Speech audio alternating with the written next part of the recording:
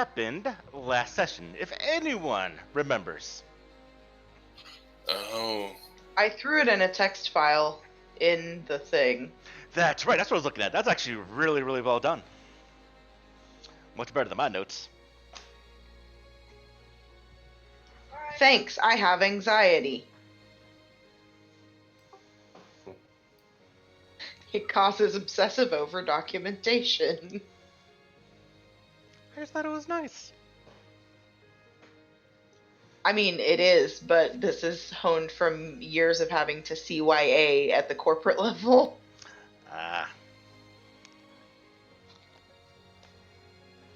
Alright, but Tilly knows the stick. I don't do the recap, the player does. So, Jenny is usually good at it, so she'll probably start doing it when, maybe when she gets here, when the game gets rolling. But I do it just so I can understand, because I know it's different from Chase. I don't know if Chase does it or not. But I do it because I want to know what the players think is. This is the second session, so it's actually important to say it now. So the reason for the recap is I want to see what the players took in that I might have not thought was important, and so I can kind of change my plans or whatnot. As well as if anything that was important that they didn't think was, so I can kind of work on my delivery. Because everyone does take information from me differently, and so it's a way for me to kind of adjust the way I DM and the way I present things to players, which is why I always ask for players to do a recap. Alright, I'll do it since they're my notes.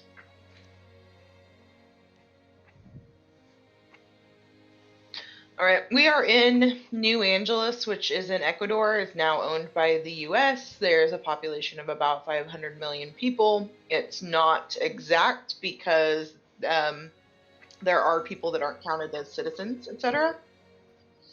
There's a space elevator called the Beanstalk. It goes up to space because that's what a space elevator is. New Angeles lives in the shadow of the Beanstalk, hence Shadow of the Beanstalk being the name of the game. New Angeles, as with all major cities even now, but especially in this time frame, is glittery on the outside, seedy underbelly, which is starting to come to light. The city is built upward and outward. The richer is top and the disenfranchised is below. This kind of stood out to me as sort of an altered carbon kind of situation. Yeah. The bioroids, etc., are taking jobs from the middle class, which is forced to move down into the lower arenas, which is leading to lots of criminal activity for survival. See Pittsburgh in the 1980s. There is a bar in New Angeles, either called Little Ray's or Lud Ray's. I don't know. I was half listening. It's dark and grimy. The rainwater that falls is sometimes toxic and is not potable. We're not invited in that bar anymore anyway, so I don't know. No, that you're it matters. not.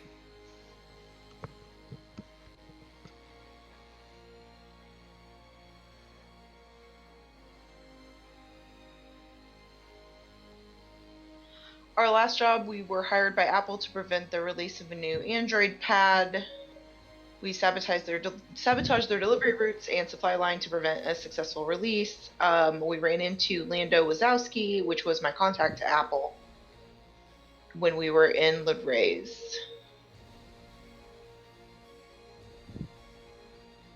And then we got in a big fight with 9 gangers and Mason Ruiz, which is why we are no longer welcome back. Mason ended up getting away, but we also got away. The police showed up when we... Didn't I, drop a bomb or somebody... We dropped something. Wasn't there an explosion? No? I don't think there was an explosion. Hmm. There was the big thing that drew in the tension was the gunfire. Okay, that's right. We found a USB stick, but we couldn't hack it. I used former professor to reach out to a former hacker professor. We found out that there was... It's a smuggler route to allow the SEA to sneak up the Beanstalk without inspection. This is highly illegal information and people would kill for what's on this USB. And those are the last of my notes. Yep, pretty much that's it. So one small correction is that It doesn't allow the SCA to go up and inspect it. They're the one that control the inspection. So what it allows is anyone that has access to that executable code from the chip will get flagged by the SCA system to not be checked. There's still a general scan of anything that might pick up chemicals or explosives, but if anything doesn't show in that sense, it's just rigged to go up and down. So if someone does throw in a bunch of drugs or whatnot, it's not going to be scanned to get inspected. Gotcha.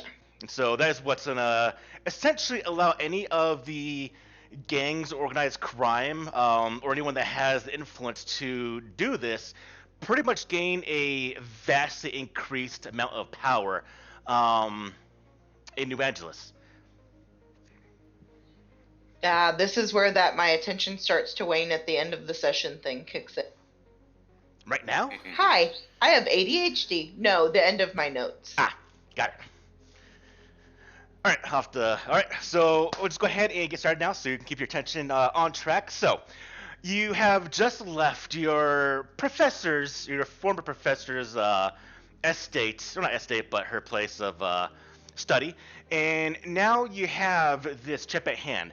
Now, she did essentially kick you out because of the fact that, yes, this thing is highly illegal, and the fact that Wachowski did have this, he had it for a reason, and there were people already looking for it.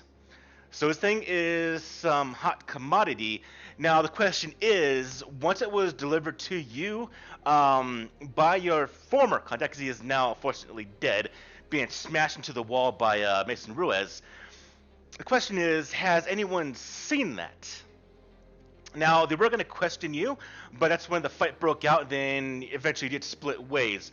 So Mason Ruiz does know, or at least your faces, who you are, and so that will go with its own type of background.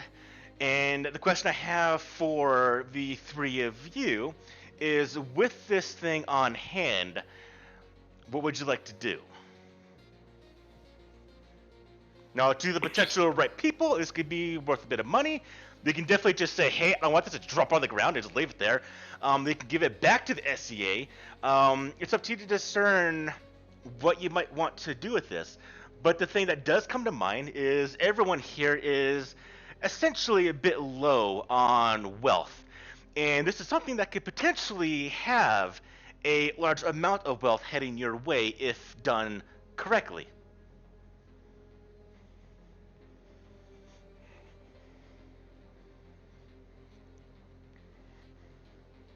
Honestly, I was wondering, are these guys that we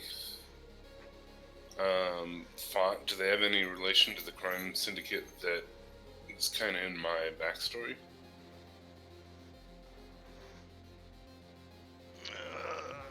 A second.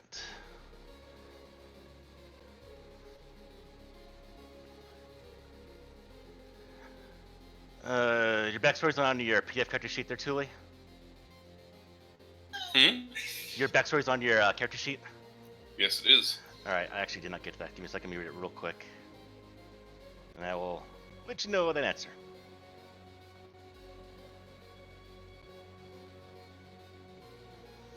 I apologize. I might have actually read your backstory yet, so I apologize for that.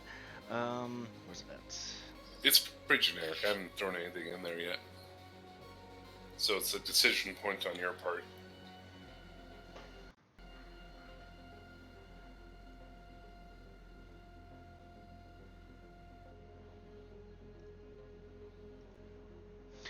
Well, the thing about the so have you discovered who it was that actually attacked you?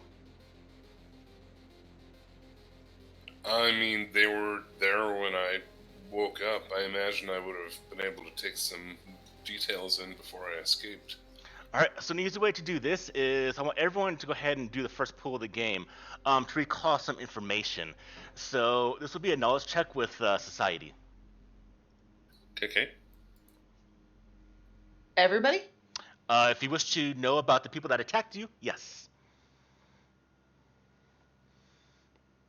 Any modifiers to the roll? Let's see. We'll go with base difficulty first. So the difficulty is going to be, let We're make it a medium check, so go ahead and put in 2 purple, please. I don't remember how to do that. All right there, Open your Gareth. character sheet. Or go ahead and talk me through it.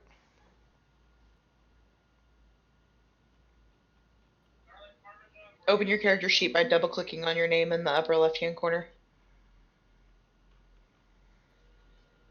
Then you see the little dice looking shape off to the right in the knowledge skills where it says society. Double click on that. There we go. Then you're gonna, in the underneath where the 4 little or whatever symbols showed up under chat console, there's a difficulty die. You're gonna double click that twice. We're a bunch of smart little shits. I see that. All right, now here is how the modifiers, setback and boost die, come in. So if you have a bit of background, or if you can, as I mentioned to players, to fish for a boost, you let me know how I might give that to you. So an example is, obviously these were members of an organization or a gang. So if you have an affiliation with a gang, or a background that would have dealt in that type of situation, you let me know what it is. And then if I agree, I'll give you 1 or 2 blue.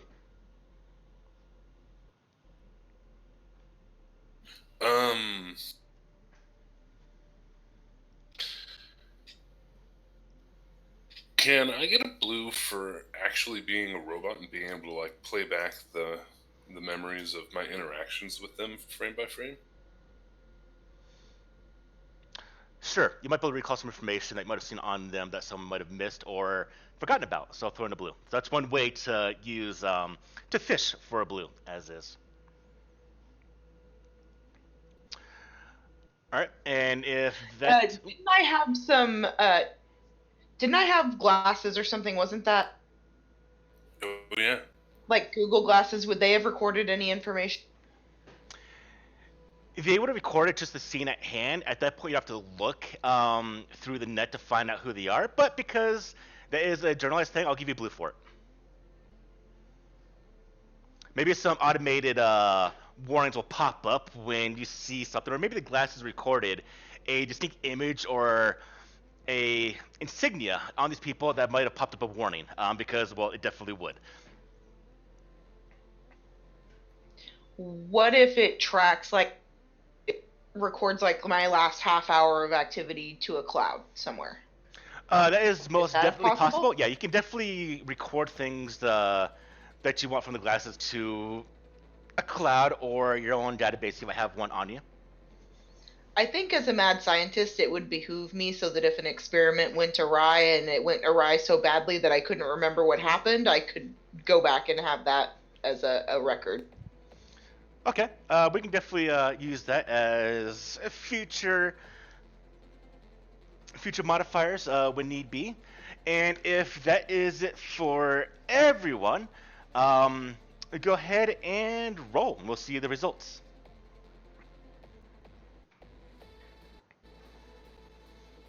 Wow, looks like Kano definitely knows something about them.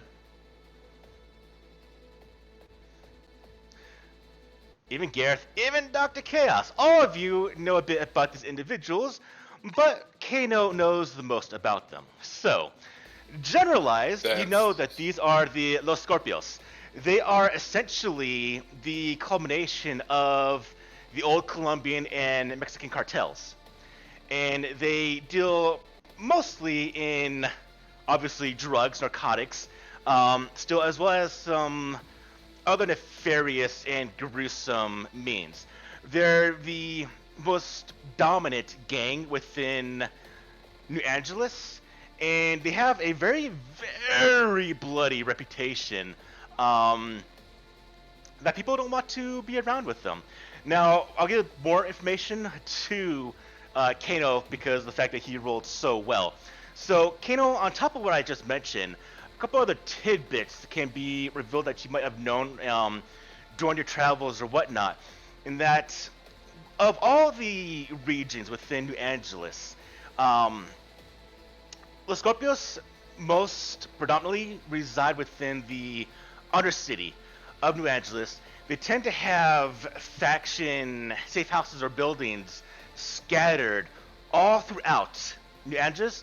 How they keep track of it or how it's known could be very easy or not known. You're not sure yourself, but they are people that can be bought out, can be used. But what is very, very well recorded by you is that they tend to like to not honor any type of deal they do with anyone else. So they are not honorable people at all. Whereas like the Yakuza are. Gotcha. Yeah.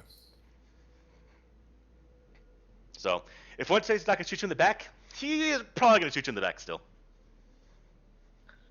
But that means that there's a chance that if we could turn Mason Ruiz, if we could find him, we could appeal to his less than loyal side.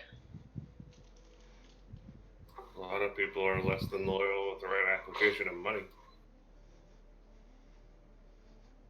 Mm-hmm. Now, putting pieces together, obviously the Scorpios were after the chip because they were looking for your former friend. Now, another question that can be brought up is who was your friend getting this chip for? We can probably come to the conclusion that it was not for the Scorpios because, well, the way that interacted was he was kind of running from them.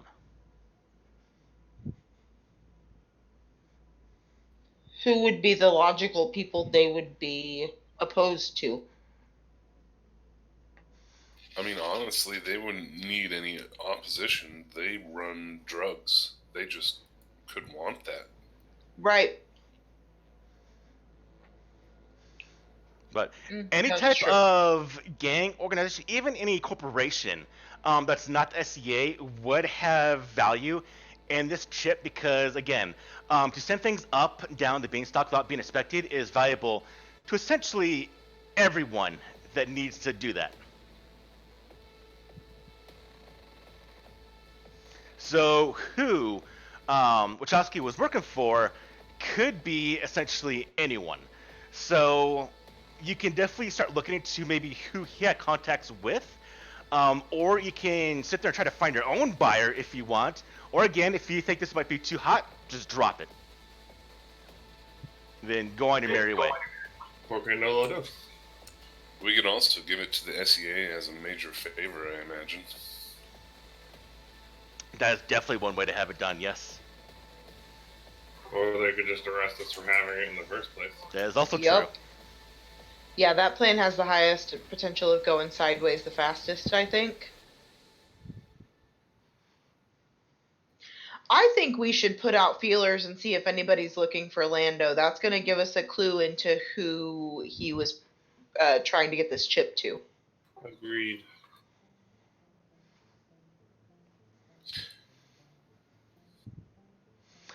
How do you wish to throw out the feelers?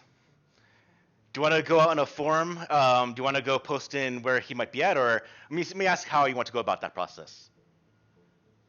Do we know where he lives?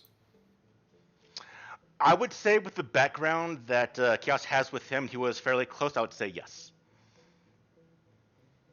Let's go stake out his house.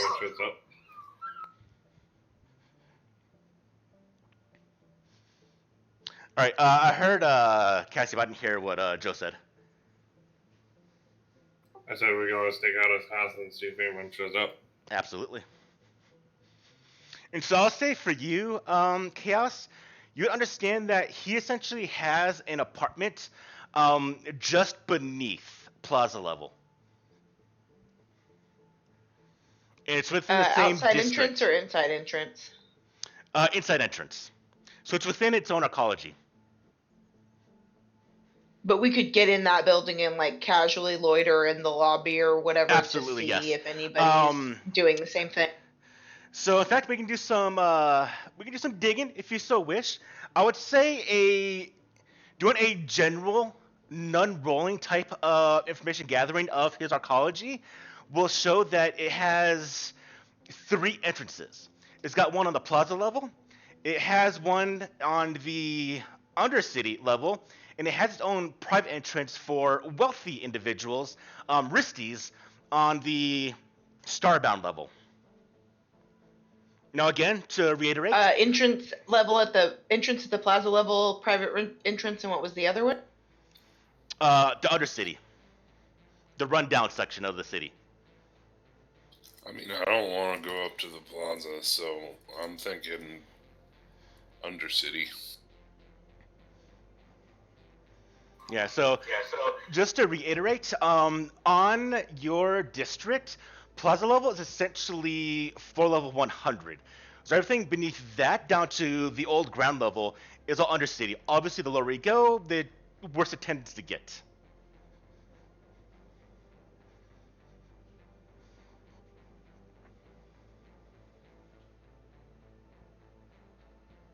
That didn't answer my original question while they're thinking about their answers to that. About who put me back together. Oh, okay. I tried to look at your character sheet, but it pulled up blank for me. So you want to send me a message in Discord real quick, or if you have a copy of it, go and send me real quick. I'll take a look. Because, like I said, I fortunately didn't apologize. Read your background at the moment. I put you back together.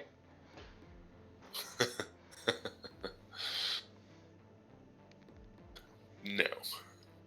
That Yes. did not happen. I'm do science.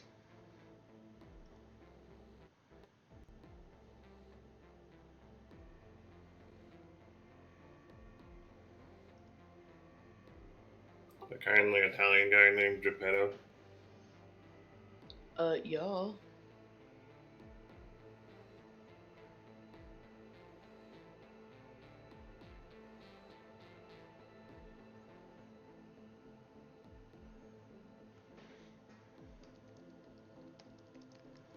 Give me a second while I do this with Thule.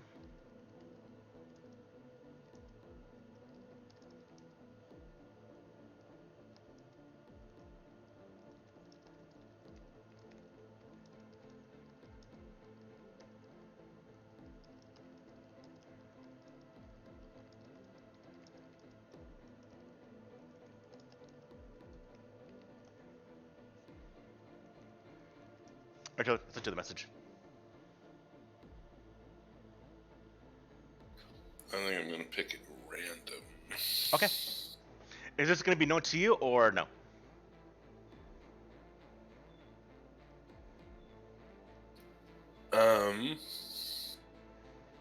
Essentially, you would have came online, so you would have had possible interaction with them. If you had interaction with them, you would know. Or if you were brought online, then immediately like got out or something happened to where you don't know who they were. So it's kind of up to you to decide. I mean, my assumption would be that I was playing dead until he left the engineering office, trying to figure out why I wasn't functioning. Okay. So I have whatever I saw of him and then whatever I saw getting out of the building. Alright, so it'll depend on who it actually is then. So go ahead and choose secretly and let me know. Or if you want to choose randomly, then let me know. Okay. Wait. If it's going to be randomly, it should probably be done by you. We can Or do definitely I know? Here, let's do this. Let me go and roll real quick, see what I got. Alright, so I would say with what I rolled, you wouldn't know. Okay. But what you've seen when you were activated again wouldn't lead you to believe that it would have been Los Scorpios, because the environment you awoke in and before you decided to take off was actually essentially above plaza level. We'll say in another district so you can get it away. So it was another district, plaza level, and it was an actual office. Fairly nice, brought up in, and that is essentially as much as I'm going to give to you.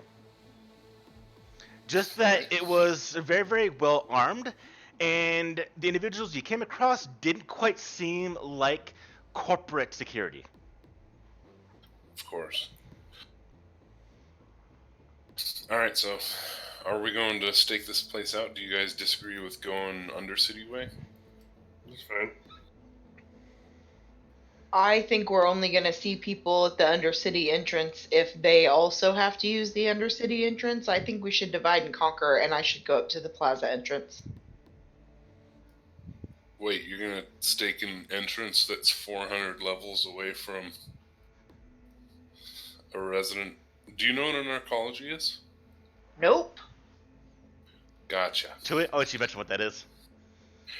An arcology is like a closed system. You can almost consider it a city. This is a skyscraper that is the size of a city. A massive building. Yeah. So, have you seen the movie Dread, Cassie? Nope. Okay, so an arcology, and what information are you going to gather with this? So the arcology that Rakowski lived in had a population of around 120,000 people. Now, an arcology, as Tuli mentioned, is a location that can accommodate, support, and have people live within its own building without ever leaving. You have generations of families that live in the arcology, have never stepped outside because it has everything. It has parks, it has schools, buildings, has schools, stores. Everything that is essential to live like in a city will be in that one giant building. That includes a workplace. So there'll be corporations within arcology, and so these people in this giant building will have been born, live, entertainment, children, marriage, and work all within the single building without ever leaving it. Some do. I A don't lot understand how that means I can't go to the Plaza level. No, you can. You were just talking about staking out the entrance to the arcology. I was saying. No, I was talking about staking out the entrance to the Plaza level, going up to the Plaza level, and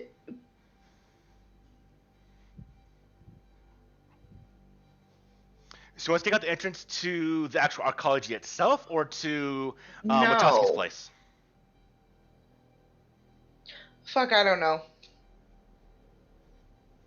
So there's a disconnect between where the plaza and all this stuff is located.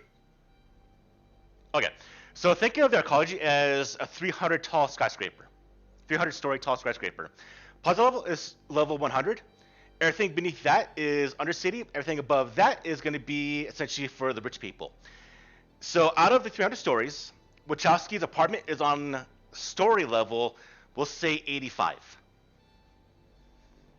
So if you go on Plaza level, you're going to go down a couple floors, get to essentially the level that his apartment is on, and then go to his room. Okay, but we are assuming that the people who are looking for him are going to be stupid enough to wait right outside his room. What I'm saying is they're going to wait in the lobby at Plaza level to wait for him to come in and then follow him to his room. That is a definite consideration. So what I'm saying is we should have people start, you guys should start at the Undercity level and go up and see if you see anybody suspicious. I should go up to the Plaza level and go into the entrance and see if anybody looks like they're waiting for somebody and make my way down doing the same thing, and then we should meet outside of his apartment. Yes, that's definitely a plan you can do. Let's do it. Because the people who are going to have the to try and track this down are not necessarily going to come from the Undercity unless they used hired guns to do it. Yes. But they just tried that once and it didn't work. So, make this easy, we do have that Chaos is going to stake out the entrance at Plaza level to see if anyone looks like they'll be looking for Wachowski. So, Gareth and Kano, where will you two be going? Okay, I think that she can handle going by herself, then I'll go with Kano in the Undercity because it's probably going to be a little more dangerous. Chaos has a lab coat full of explosive vials. Chaos is gonna be fine. There we go. My goal is to get to his room. I'm kind of an illegal citizen, so I didn't want to enter from anywhere but below.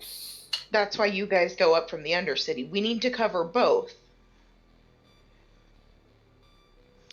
I'm just going to his hab unit. From the Undercity. Yeah. Okay, so we'll go from there.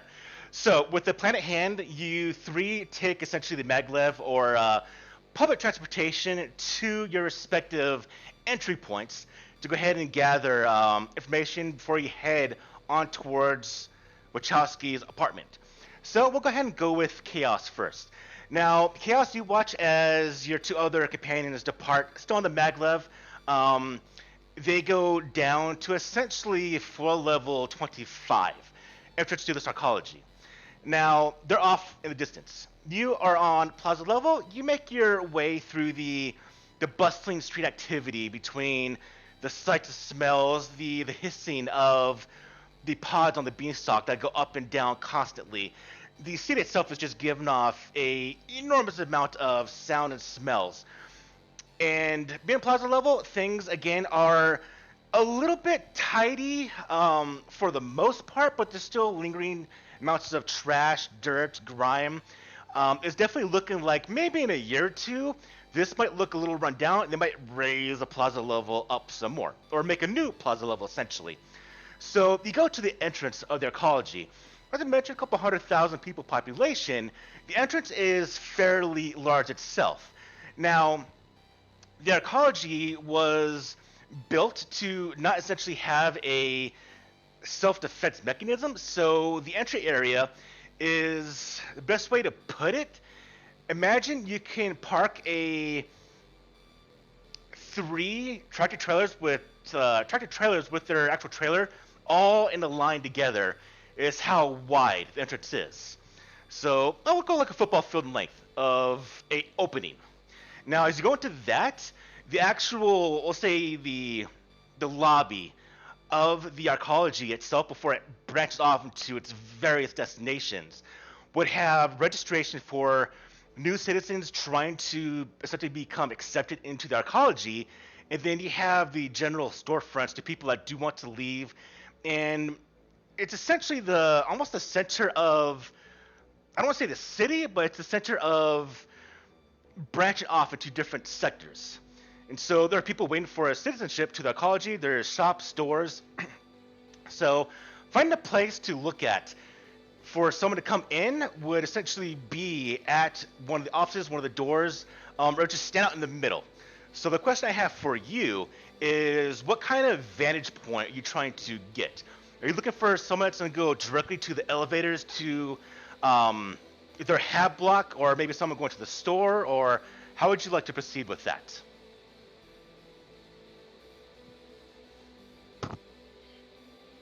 Are there any alcoves in this lobby where I can duck into and have a good purview of everything going on? I want to try and find anybody who looks like they're trying not to look suspicious.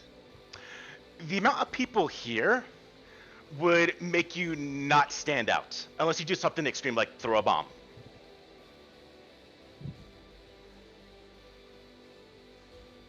So, but to your actual question at hand, yes, there are definite places you can actually hide.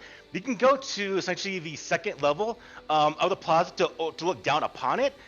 They have essentially fake trees to show off a small garden, and they kind of, you see a plaque or a bit of an award of how this resembles one of the old forests within Ecuador, and it's one of the prime attraction for people who want to relax.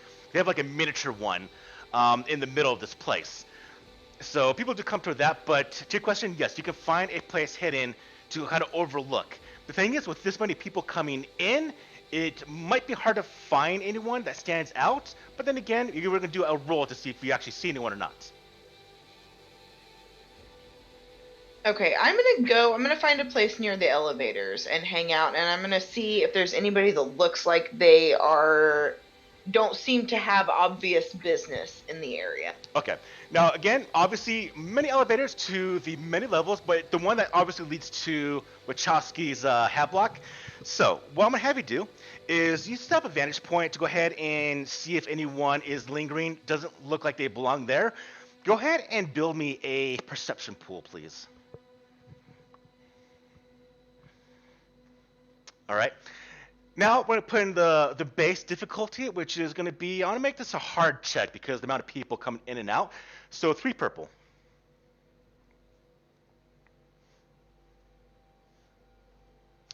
Now I'm gonna add in a blue free automatically because Wachowski's apartment is lower than plaza level, so it's kind of the less nice section of the arcology. So people that would stand out would be probably easier to see. So go ahead and add in a blue. I'll do that automatically for you. Can I also add in a blue for smart specs? Sure. Because they could do facial recognition. You could do facial recognition for the people that you've seen. Maybe Mason Ruiz himself. I mean, you'll pick him up immediately if that happens. That be the case. So we'll give you that, and then I want to give you a black die because of there are going to be some places that someone might be able to hide also if they're trying to be away. So that's going to be a base roll. Go ahead and roll that. Ooh, okay. All right. So you, in fact, do see someone that stands out. There is a single individual, and he's trying to look like he doesn't belong chaos. He is watching the elevators. He's watching people going to the elevator and the people leaving the elevator. Now, what does kind of give off is we've seen him looking back and forth. He's very, very fidgety. Extremely fidgety. The slightest noise in the background makes him twitch. But because your roll was only 1 success, I'm not going to give you any more information. But I'll say that this individual does stand out. His clothing doesn't quite stand out, but it's his mannerism that does.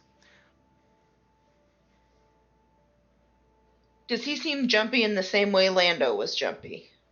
No. Dano was nervous jumpy. This guy is not nervous jumpy. He's just twitchy. Is he going somewhere? Does he just look like he's waiting for somebody? He's waiting. So you see someone actually come by you see a actual like a druggie come by. And you can get this, maybe the druggie was selling some narcotics to other individuals, and he actually goes to this individual to offer some drugs, and immediately the man goes and he kind of throws him away. So he's twitching but not taking drugs. At least from this guy here. So he's not a local druggie, I'll say. Unless he's broke. Who knows? That's how he stands out. Okay. God, I can't find any good pictures to explain arcologies or even... They're hard. The best one I use is the screenshot of the arcology in Dread, the movie. It shows the sides of them. I need to step away briefly. I'll be listening, but I won't be able to talk for. That's fine. I'll go to Gareth and Kano now. All right. So Gareth and Kano, you two decide to go in through not the rear, but the bottom entrance, and the reason why is actually, I would say, because of you being a Bioroid Kano, you could go through the actual plaza level entrance. But again, you're just property, and you're seen as just property. We're not at plaza level. I know, but I'm saying you could have gone through the plaza level, but going through the bottom level is definitely doable also. So you take the tram or the maglev down to, as I mentioned, I believe it was level 25 of the arcology. Now, as you get lower and lower, obviously the sights get less and less nice. Eventually, the sunlight gets cut off completely, and just because of the amount of buildings above you. Down here, the only real illumination comes from neon signs that are burned out, essentially. Some still flicker in the light, and the actual official strobes or lighting system has pretty much run down, and either people themselves go to repair it, or they're just out, leaving any meager amount of illumination. But as you go down the arcology, you get to the point where, at one point, this was the old plaza level before it got risen up, or they made a new plaza level. Here at 25, you see the old entrance a bit smaller than it is now from the top that you saw. And with the amount of people down here, again, they look much, much different, much more run down, much more beat, much more unscrupulous looking individuals.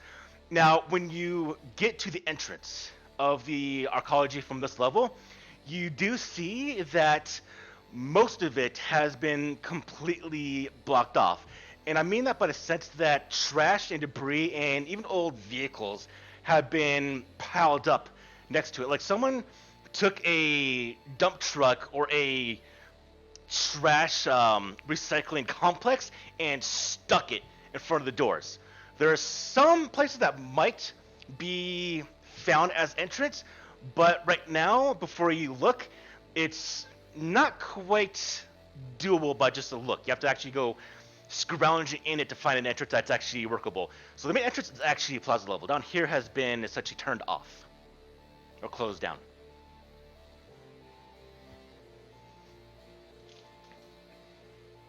Well, I guess I'm gonna start digging. Hey, Jen's connecting. All right, cool. Dig through all Yeah, that. I'm here. I am incredibly sorry, guys. It's alright. Life will do that to you. Welcome, Jenny. I know. Thank you. Hi. We'll come in.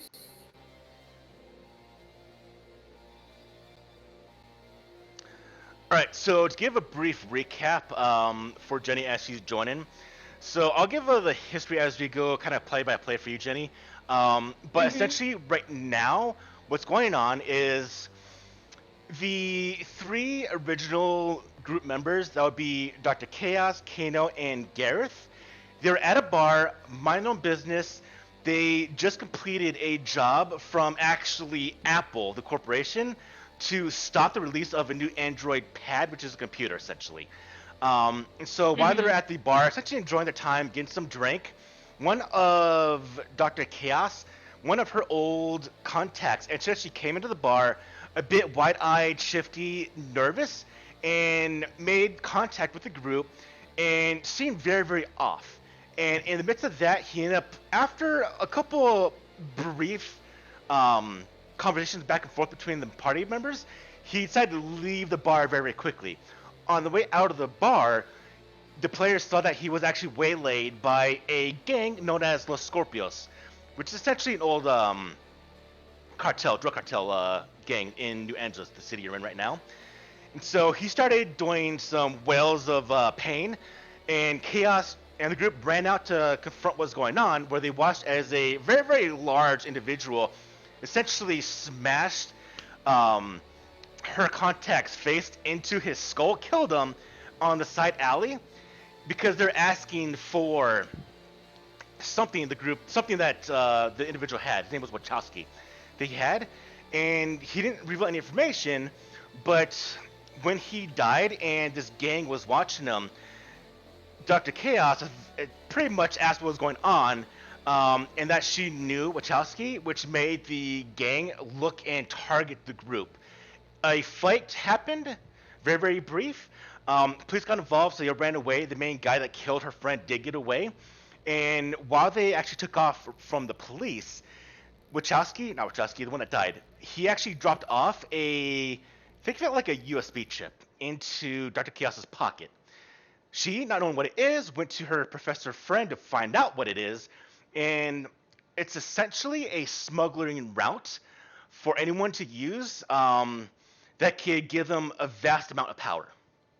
And so right now, they're trying to go check out Wachowski's place to either sell the chip or figure out what's going on, to figure out who or why, and maybe buyers for the chip. So that's what they're doing right now. Okay. All right. Now to throw Jen in very, very fast. Make this easy. We're going to have Jen, you are down here um, in this part of the city, and I'm just gonna make it easy. You're with Kano and Gareth. Okay.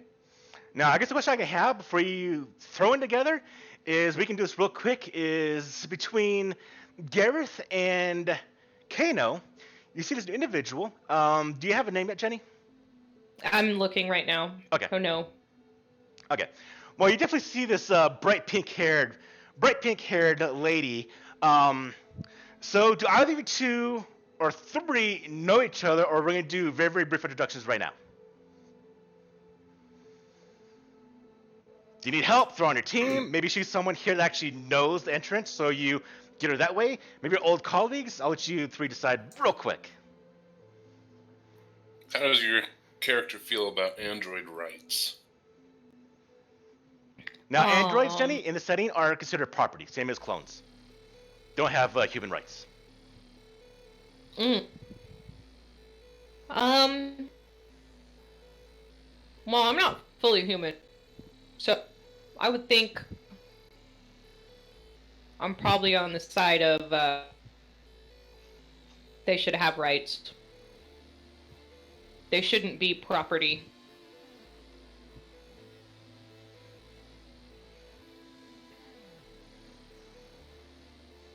All right, Tilly, that's your question. That's your Yeah, answer. I guess we know each other. Okay. All right, so the pink-haired individual and Kano know each other. So what I am, if we know each other, I am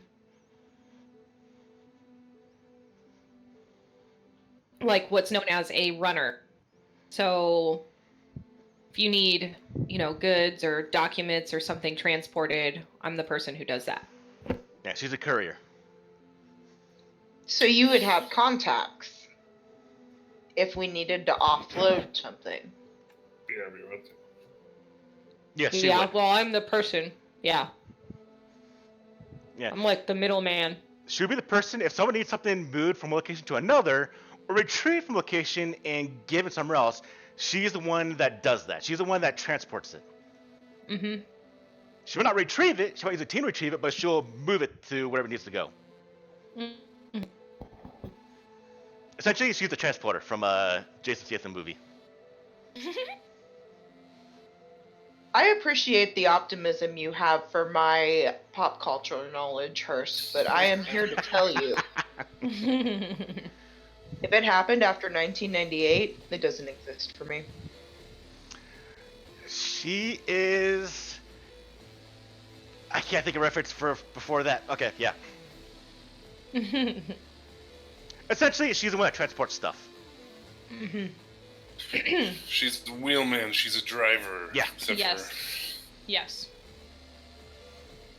What's a wheelman? It's someone who specializes in using a vehicle's wheel. I need you to compare it to an Empire Records character, please. All right, Cassie, if you rob a bank, she's the one that drives the car to get away. I No, know. she's just fucking with us now. Got it. All right, so with that being said, it looks like his name Cairo? Cairo? Cyro? Jenny. Oh, Cairo. Cairo. All right. Yeah. So Cairo For and now. Kano, you know each other. Cairo and Kano, that. They were litter mates. Oh, goodness. So it makes it easy to move this forward as Kane. I'm gonna get this confused now too. So as Kano and Gareth come down to this level of the arcology, looking about the now abandoned entrance, you see your old buddy Kano. You see Cairo. It's looking confused later on. You see Cairo in the background. Don't know her business. It's someone you've not talked to probably in a couple years, but her very, very bright pink hair stands out. And so you immediately know who this is.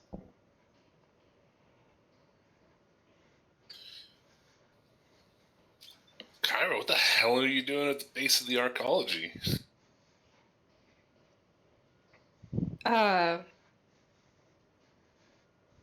Hey, Kano. What are you doing here? Kind of doing a job, trying to stay alive. Oh.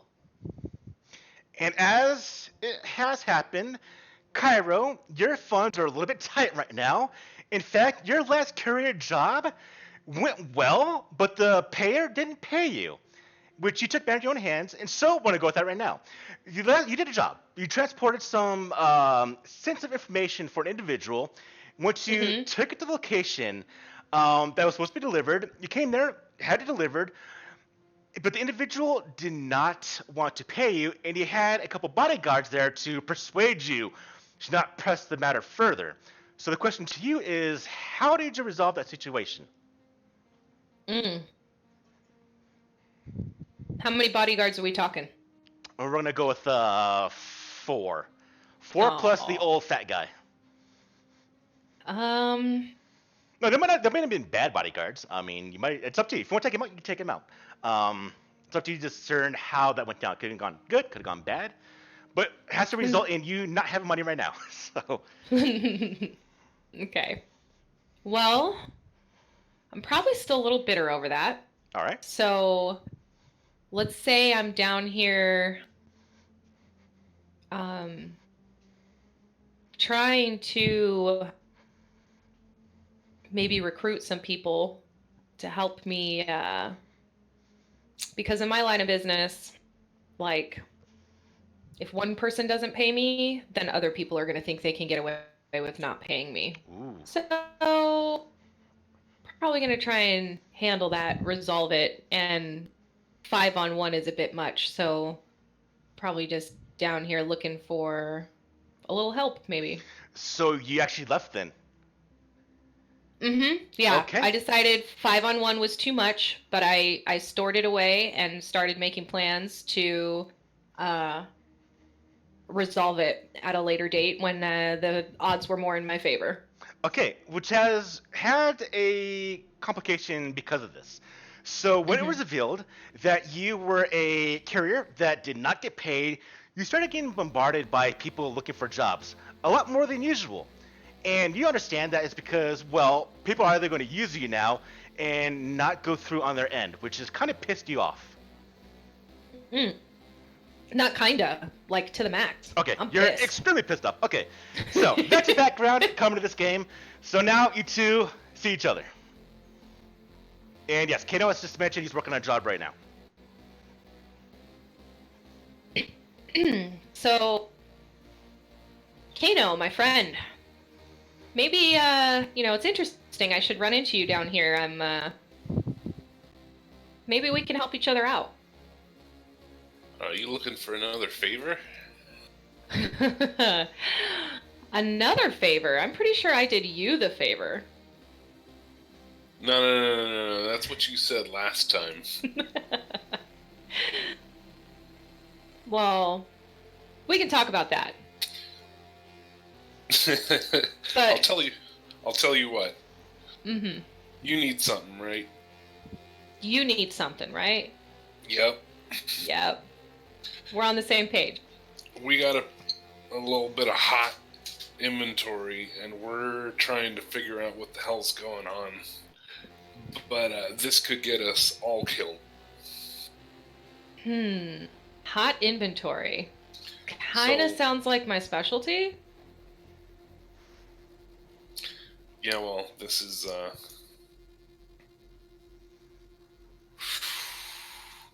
I look around, it's obvious. We're in a fucking trash heap. It doesn't get much more secure than this. And this is someone I kind of trust, so... we may have a smuggling program for the Beanstalk. Which is a space elevator. We could ship drugs to the moon. Okay. Could or are... Oh, no, that's what you have. That's you what found we just got. the data for it. Pulled it off of the body of our friend who was killed by Scorpion gang members. Ooh. Okay. Now, to do a bit of pause. So, your line of work, Jenny, being a courier, you would know. So, the Beanstalk is essentially the space elevator from Earth to essentially space, which Right. is allowing space travel to be very, very cheap. Now, there's one organization that controls it called the SEA, or the Space Elevator Authority. Now, you being a courier would know that if anyone's able to get access from Earth to space without having the cargo scanned, is vastly, vastly powerful. You would love to have this yourself, but you understand with this type of thing, everyone of power and crime would want this. Mm-hmm. So you know this is very dangerous from your line of work. Okay. So what do you plan on doing with this, Kano? Right now, we're trying to figure out what the hell the guy that died with this was planning on doing with it. So we're staking out his place in the arcology here. I mean, that puts it in your hands for a lot longer than is probably necessary. Maybe so, but I I mean, mean, I don't even know where to go with this. I might be able to find somebody who's willing to take it off your hands if you don't really care where it ends up.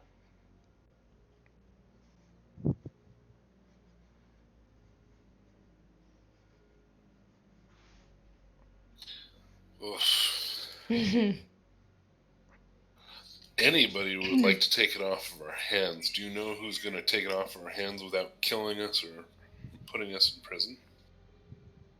I can think of a few. Really? I mean, Paul, I would know Yes. people that I've run for before, right? Yes, you would know a couple corporations that would need it. You also know that a couple gangs would love to have it. Essentially, three major gangs. 14K, which is essentially the Chinese triads. The Los Scorpios, which is the Mexican cartels. The Yakuza would love to have this, as well as the old Earth Mafia, the Italian Mafia. Now, the ones that would kill you for it after buying from you would be Los Scorpios. They are not people to be trusted.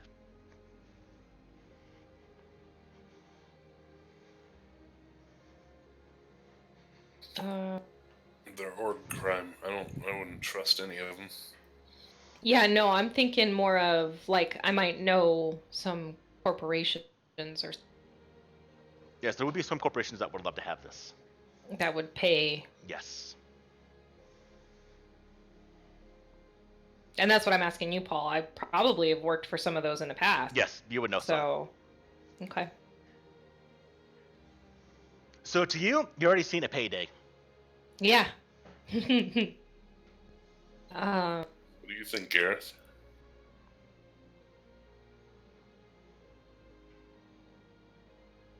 He is quiet contemplation. Joe. Did Joe fall asleep? Well, while we try and get Joe, I'm gonna go grab my laptop because this headset is already bothering me and I've only had it on for 5 minutes. So I'll be right. Okay, you do that. Oh. Back to Dr. Chaos, up north. You good to go, Cassie? Yes. All right. So you're watching as this guy is shifty, looking around, watching the elevators. As he's doing this, you catch sight of two people that actually come past, not you, but they start going towards the elevator. And you watch as they both look at this shifty individual. And when they do a type of motion hand-wise to the shifty individual. He does the same thing back. At that point, the two individuals go to, I would say, the other end of the elevator platform that goes to the hab blocks. And this, yes, he has other people here now helping him out. Question is, Are they also staking out, or are they actually getting on the elevator to go down into the Havelock? they're staking out. They're watching. So they're watching the elevators, and we'll say the other entrance to the elevators, or the other parts of the elevator like section. And Shifty is watching the entrance, kind of where you're at, but not looking at you.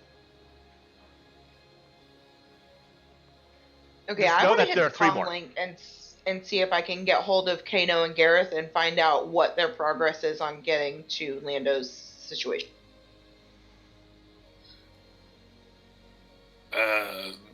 Well, I'll tell you that we've gotten to the bottom, but we haven't actually found the entrance yet. Ran into a friend, might actually help us. Why were we actually gonna go? Do we particularly need to go hit this guy's apartment? I forget if we had a strong reason behind it or if we were just intel gathering. No, it's until gathering. We're trying to see who's trying to find him. Who might be the buyer? His original buyer.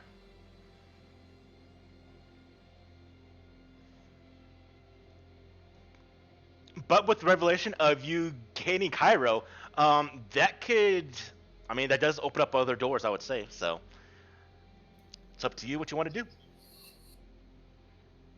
But we'll get down more to the matter at hand of what's going on if you do go and stake out, get clues essentially to what's going on. Yeah, I think I still want to go through with that. Well, my friend, we ran across my friend Cairo. We could probably offload through one of her contacts after we get this figured out.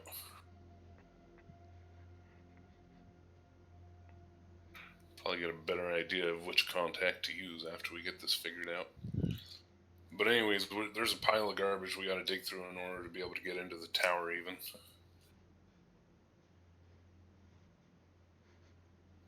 I just don't think we should hold on to this thing longer than we necessarily need to. You're not wrong. But nobody knows we have it at this point. Well, and well, except for the one guy. Right. I mean, Kano's right too, because I will probably be able to unload it easier if I have a little bit more information.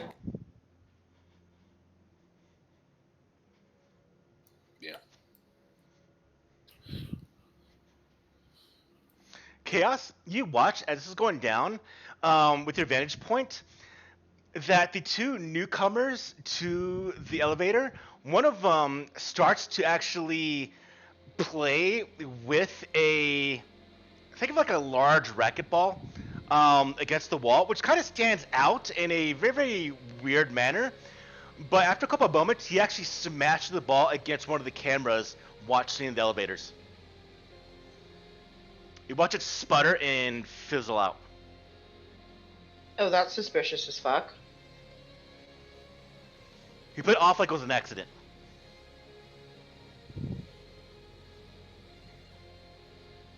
What elevator was that pointed toward? It was pointed generally towards all the elevator entrances for this section of the hab block. So, all of it. Is it the only camera? Yes. That you can see. The hidden ones, you're not going to know until you do some searching, but the generalized one, it looks like this was the one he took out.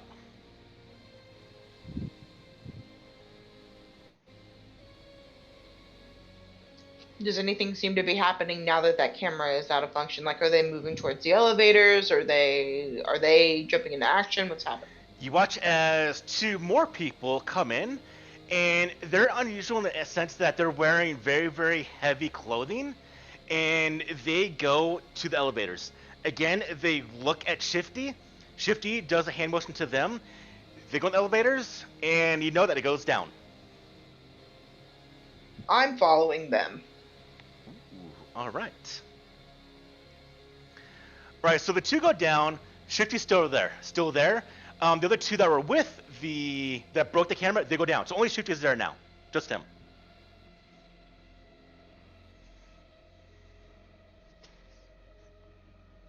So going down, it wouldn't cause any commotion. There is essentially like 15 elevators, so it wouldn't really stand out you coming in here. There's some people coming in and out. So if you want to go down, you could definitely do that on like a different elevator. Can I see? Do I have any way to see what floor they're going to, or should I just assume they're going to Lando's? You can assume they're going to Lando's. They can't. There's no like little button that shows where they're going. Just that the elevator is going down. Okay. I'm going to go ahead and push the 85 was his floor? Yes, 85. Okay, I'm gonna head to floor 85. All right. As you do walk past, you will have to go past Shifty. Do you want to do anything about that as you go past, or you just want to ignore him? I want to pretend to be blind. Ooh. All right. Go ahead and build me a deception pool.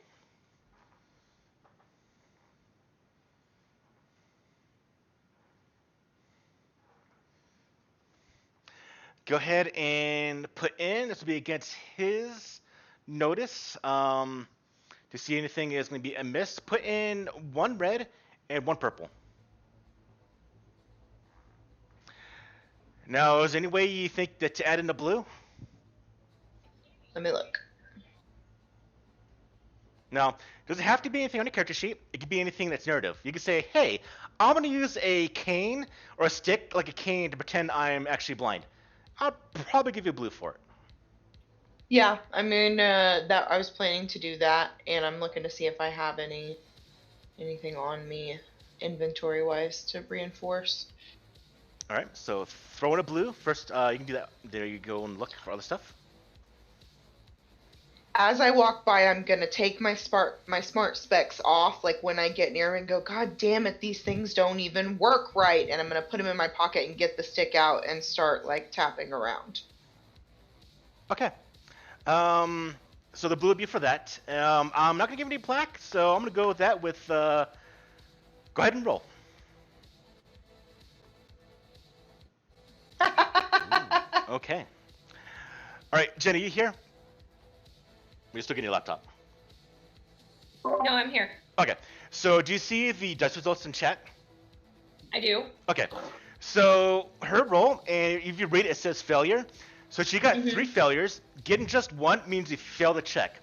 So in this sense, she was trying to play out that she's blind to this guy. She failed, which means the guy knows something's up. Okay. So I'm gonna say is that while you go past him, Chaos, to the elevator, he kind of looks at you a bit, but then doesn't really do anything. He just goes back to twitching when another mag car comes such outside the building and makes a bit of noise. He twitches and looks back to another direction. But you did fail the check. Realizing I suck, I try and hurry onto the elevator without making any sort of ass of myself in the meantime.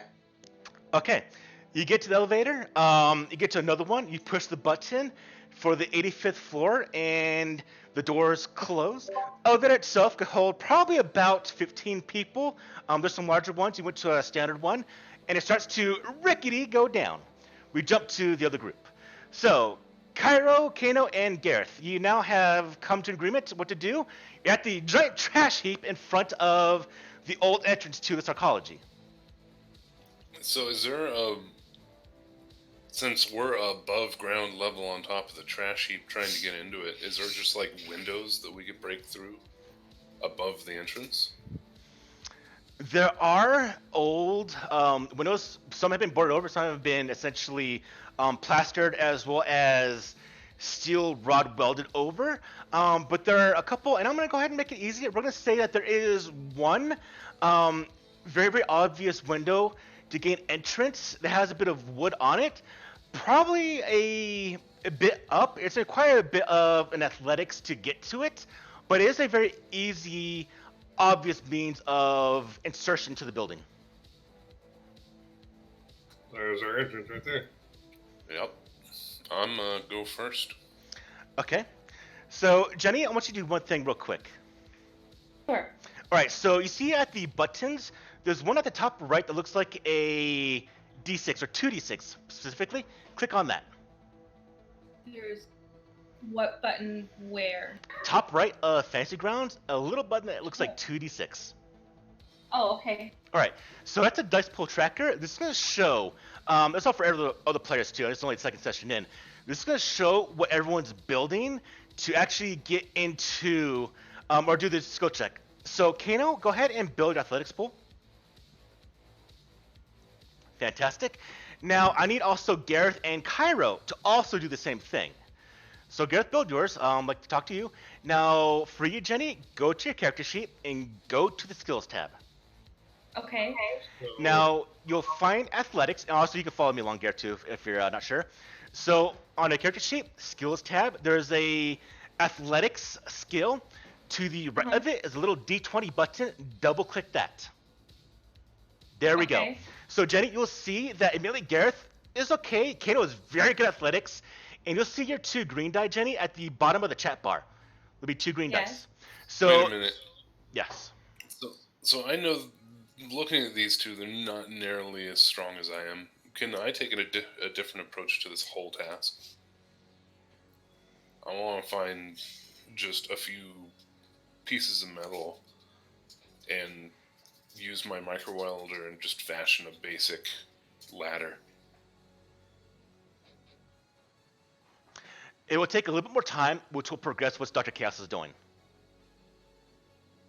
She has entered the elevator. She's going down. I know that. I know. So you can? I don't know about that, so that's not going to influence my actions. Okay. All right. So so you see that Gareth and Kyra are probably not the best at climbing a building. So you're gonna go ahead and makeshift. Now you have the welder on you. You said. It's a micro welder. It's meant for sealing and unsealing doors mostly. Okay. So I'm gonna say you're gonna do that. It's gonna spend a little bit of time. I'm not gonna make a check for that, which means after a few moments, you do make the ladder that Gareth and Cairo can go up. So you watch as Kano actually goes about and makes a makeshift ladder of all the debris and junk around this building.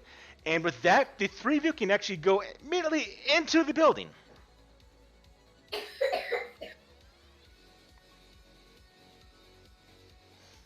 Okay, All right. guys, I'm really sorry, but a sick kid here, so I'm not using my headset. Probably going to be a little bad up with it. Okay. Just a heads up. No worries. Jump to the top of the scene to Chaos. Chaos, you go down the elevator, you get to 87, 86, 85. Elevator dings open, and the moment the doors open, you have about 4 people with guns pointing at your face. Oh.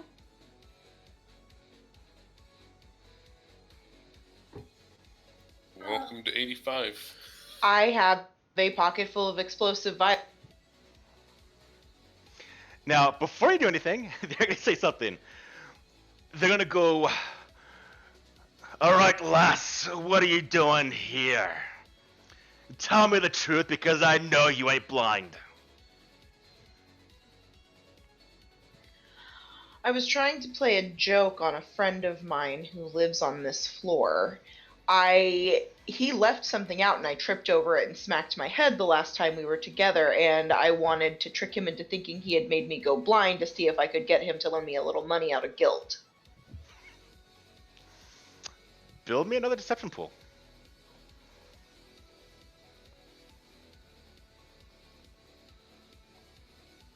I need to put skills in deception if I'm going to keep trying to do this. Mm-hmm. You can see what's happening right now.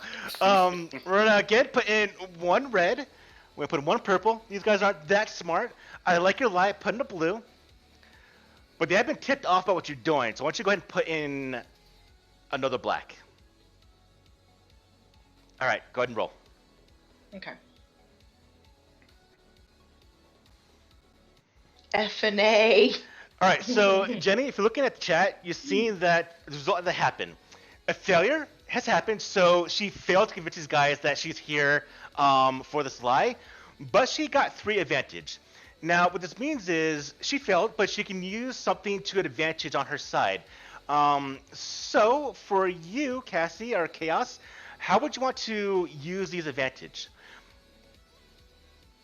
Now, I can say from just general idea, I can think off the top of my head, is that if a fight does break out, I can give you a bit of initiative, but you will be by yourself against 4 people with guns, so that's actually kind of dangerous. Or you can use it for small things that might change or help out. But ultimately, they do not believe you. You could say like, hey, maybe the elevator doors close really quick. So you fail, but something good happens still. Or maybe the lights go out. It's up to you.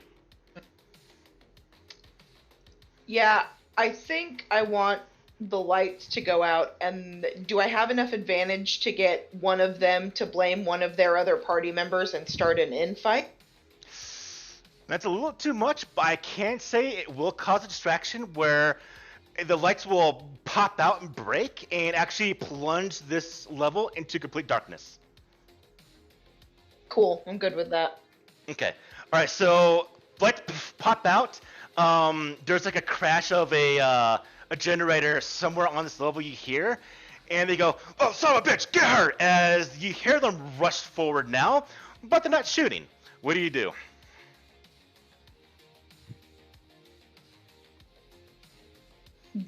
Are they rushing into the elevator? Do I have an attempt to escape the elevator available to me? To get around them? Absolutely. Now, do you want to go down? You want to close the doors? You want to run past them, tumble? You're also in complete darkness too, so you can't see either. I have smart specs on. Oh, nope, I took them off. Damn it. Can I try and, like, jump and tumble over them? Over them? Might be a little hard. You can go... Like, are they... You hear them rush into the elevator. Go around them. Okay. All right, so with that, I want you to go ahead and build me a coordination pool.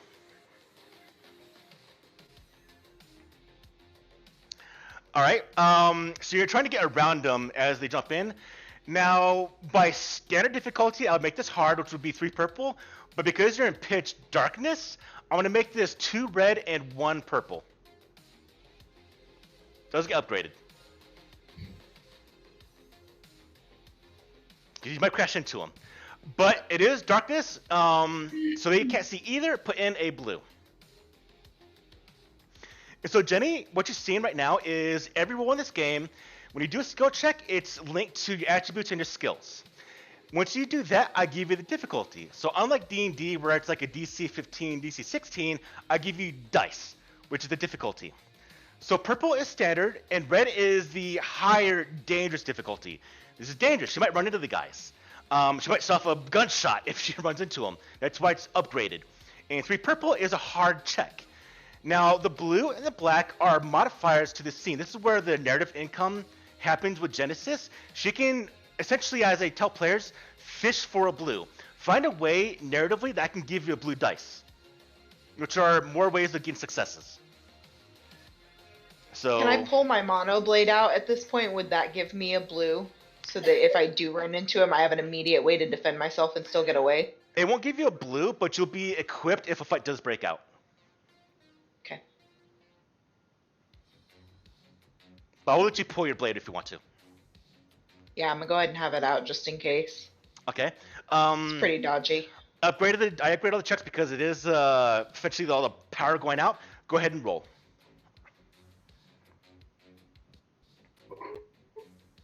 Okay. Now, this is a failure. Now, luckily, no critical failure happened. So, as you rush past, you run into each other, but luckily nothing bad happens. But I would say you don't fall over because you did get advantage. So, you failed, you hit each other. You did get 1 advantage, which means you don't fall to the ground, though. But they're right next to you. At this point, we jump to the other group. So, maybe she had her link open, but all the 3 of you here pop. And then running, and then essentially bodies slam against each other. Kano, Gareth, and Cairo hear this. Sha-na-na-na. Are we still? I'm not 100% sure. I wasn't here last session. Been a little bit late, but are we on the same floor now? No. Okay, so let me explain the building real quick for you, Jenny. So you're on a 300-story building.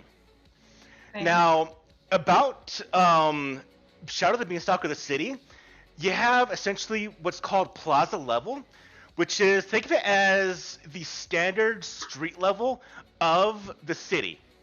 It's where the normal people live. Above that is going to be the higher end. It's where the rich people live. So in this section of the city, which is 500 million people, that's how big the city is. Plaza level is level 100 of this building.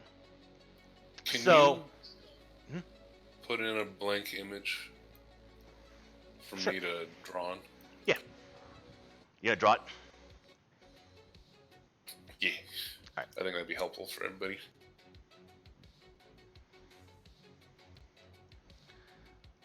All right, get one real quick. Probably would be a much faster to show too.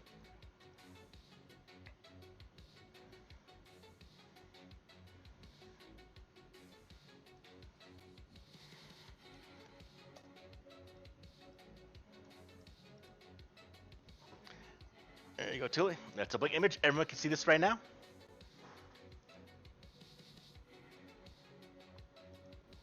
And I have a window, but there's nothing in it. Yeah, it's blank. I think Tully's about to draw on it. Okay. Oh God. Yep, that's a skyscraper.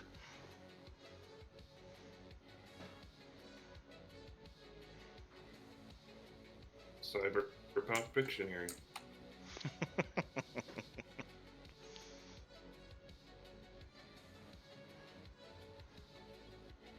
Yeah, I can't wait for the new version of Fantasy Grounds to come out when it has the actual drawing tools.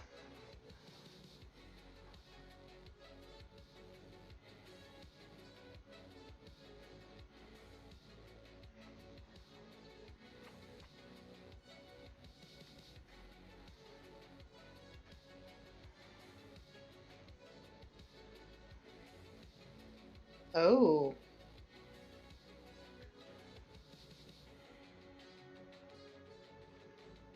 Wait, did you say 85? Yes. So level essentially 100 would be Plaza level. Oh, I thought that was 400. No, so the whole building itself is 300 stories. So Ah, yeah, so level 100 is Plaza. Everything beneath that is Undercity. It's all the bad parts in all the underrun city. Everything above that, the higher you go, the more rich it is. So Plaza is level 100. so she's on 85. We're down at the ground level. She came in at level 100. Yes. And the top story is level 300, or story 300. That makes sense, Jenny?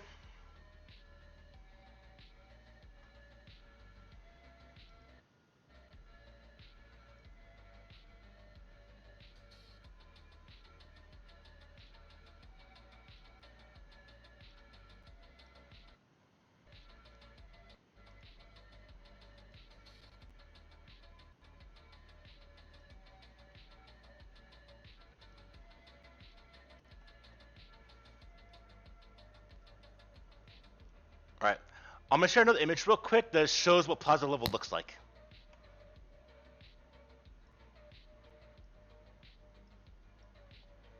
Yes, that jet is the scale.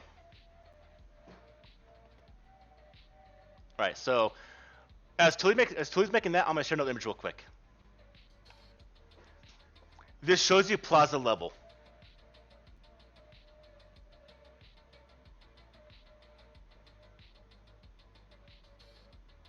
This is Plaza? Yeah.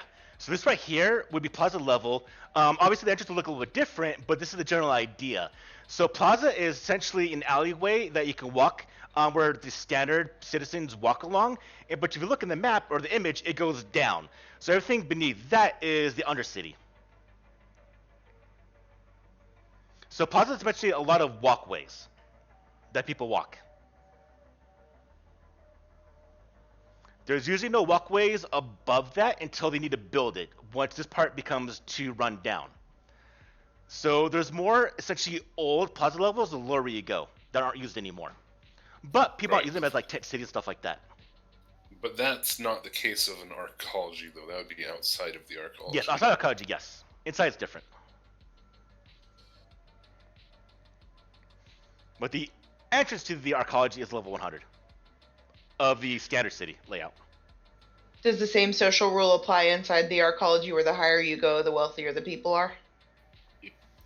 I would say yes. People that eventually run out of all money probably get kicked out, but the ones that are the poorest probably live at the bottom. So yes.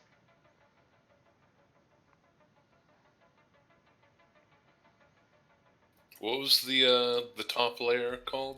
The star something? It's called a star scraper. So I made up a name, but you can call it essentially the risty side or the risty layer, which is essentially the wealthy layer.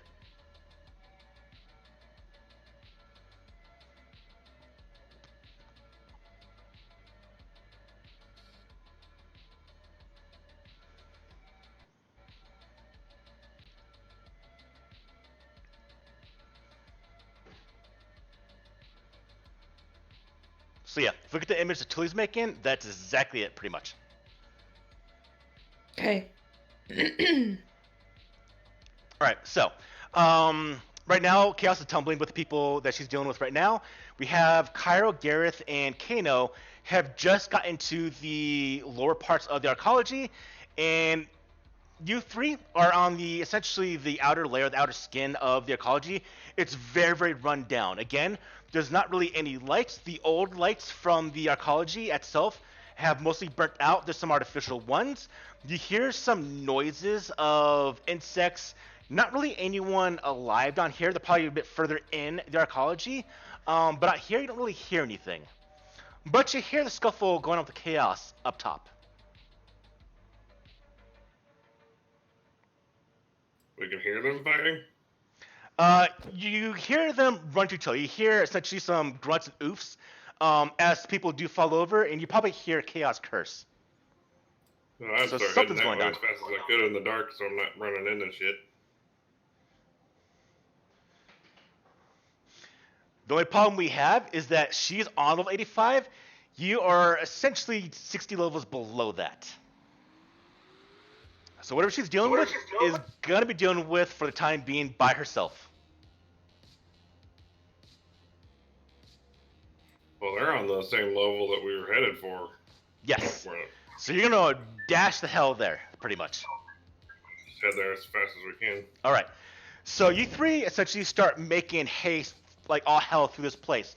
Now the question I have for you is, do you wish to hit an elevator or hit a stairwell? Elevator. I'm Paul, correct me if I'm wrong, but I'm gonna be faster on the stairwell than the elevator. I would say yes. So I'll be tired after running 80 floors up. probably not, actually. So I certainly will be. Cairo is actually a Gmod, and she's built for Yeah. running. A cheetah specifically. So, I mean, I am willing to take the stairs if I think it'll get me up there quicker. I don't know this person or really what's going on, but I would assume, you know, You're in our comms, so you can ask us about it as you're going up. okay, I'll do that then. Okay, so we're split the party What into are, freaking what are we board. doing? What are we Fantastic. trying to get to? All right, so we got 3 groups now. Fantastic. All right, so we got Chaos fighting or doing their own thing.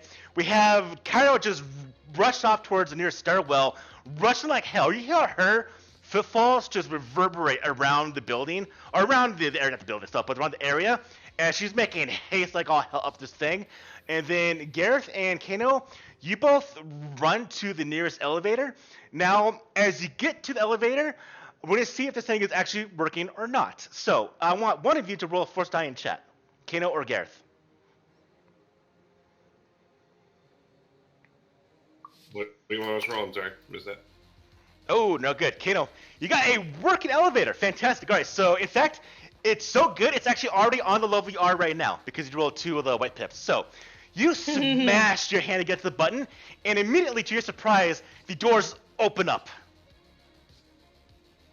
Nice. All right, you both plow into the elevator. There's junk and dirt all about. You have to actually throw some stuff out as the doors close. You hit 85, and immediately it starts to rocket up. Not rocket, but starts to go up towards level 85. Now, Cairo, you're running like hell.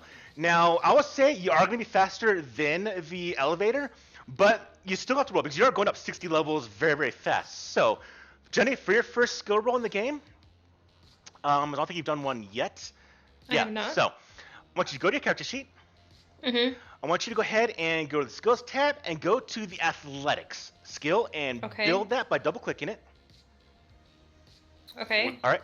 Actually, you did just go check before. All right, so now this is gonna be a hard, not because you don't make it a little easier. I'm gonna make it medium. So I want you to make a medium check, which is 2 purple. So at the bottom of the dice bar where you have your 2 green dice, you'll see a row of dice of different colors. Double click the purple dice twice. Fantastic. Now I'm gonna say because of the fact that you have cheated and you're much faster, I want you to put in a blue. Now, for random luck, I do my games. I want to see if there's anything that's been jammed up in the stairwell. I want you to go ahead and drag. Don't roll anything yet, but the white force die, just drop it in chat. Pick it up and drop it.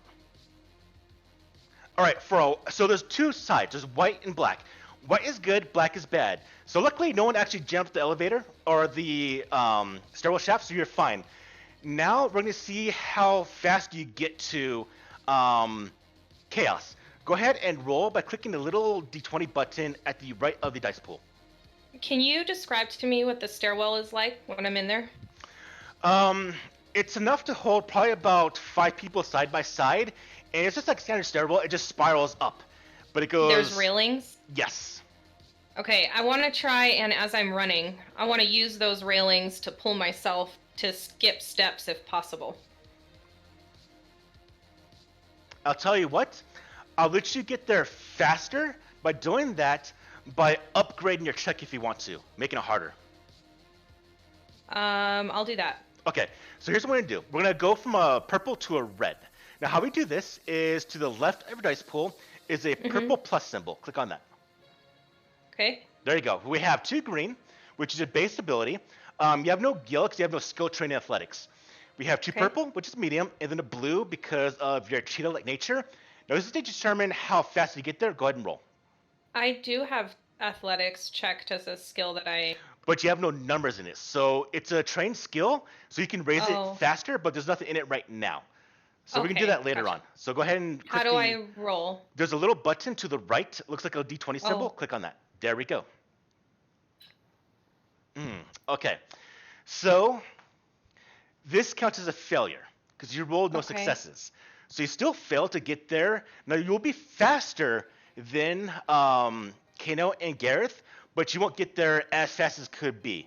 You either get slowed down by some other stuff in the elevator shaft or whatnot. But right now, all 3 of you are heading up. Carl is going faster. We'll go back to Chaos. Chaos, you have just hit these people. You hear one hit the ground rolling. You go, son of a bitch. And then you also hear... Oh, actually, real quick, Jenny, can I curse her now? Oh, yeah. I put my headset back on. Okay. Somebody's trying to work, and with Elijah coughing, I'll just deal. So, yes, you're good. Okay, all right. Okay, so you hear someone go, son of a bitch, as he falls over, and they're running around. Chaos, what are you doing? It's pitch black. People are right next to you. You hear the lever of a gun being essentially pulled back. They're pissed off right now. Can I tell by where the son of a bitch came from where the person fell so I'm trying to get on the other side of them and put a barrier between me and the people that are after me. Yeah, they're essentially right next to you. You all literally collided with each other, running past. Okay, can I step over them and head... Do I know which way Lando's apartment is in the dark? Have you ever been to Lando's apartment? Specifically? I would say yes, probably. We're fairly close. I know where it is enough to try and head there. I would assume I know where where it is. Then yes, you do. You know where it's at. You know the general idea, but again, you're gonna be running in the dark possibly, so you might run to a wall. Okay, I want to try and step over the person that fell and head towards Lando's apartment in that direction. Okay. All right. So we're gonna do another check. I want you to build a coordination check. Again, please. Hang on, I gotta figure out, how do I make this picture go away? Top right of it will be an X button. Click on that. No, there isn't. There really is not. Oh, it's probably bigger than the size of your screen. In that case, hold down left control of your keyboard and just drag click on the map to make it smaller, or the image to make it smaller. What role did you want? Coordination? Yes, please. Okay. We're gonna make this a 1 red and 1 purple. We're gonna make this also 2 black for being in the dark. So there's a number of things that can happen here, but we're gonna see if you get over the people and get to your location. Go ahead and roll. Oh no. That is So- a spectacular failure. This is a fail with threat. So, not only do you attempt to rush past over him, as you're actually going over the guy that yelled, "Son of a bitch!" Right when you go over him, another hand reaching out grabs you by the ankle and drops you to the ground. So you smash face first into the ground. You feel a bit of blood coming out of your nose. I'm going to give you a bit of strain for this.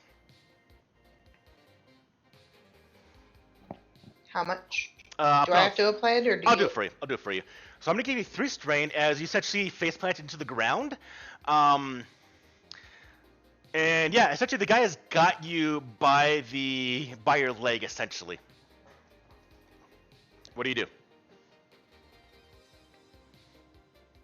You hear him go, "I got her! God, stop this! Someone turn on the goddamn lights!" Can I try and kick him? I've got boots on. Absolutely. Go ahead and give me a brawl pool. Listen, right. Hursk, I'm gonna need you to start asking for roles I can do something with. The 2 skills that you trained in. Yeah, no, I that can't goes the negotiate other with a way person around. that's trying to kill me. Now you're trained in melee. You actually have a dagger. You want to use your dagger, your knife. My monoblade, yeah. Okay, we'll do that instead. So build actually build your attack pool.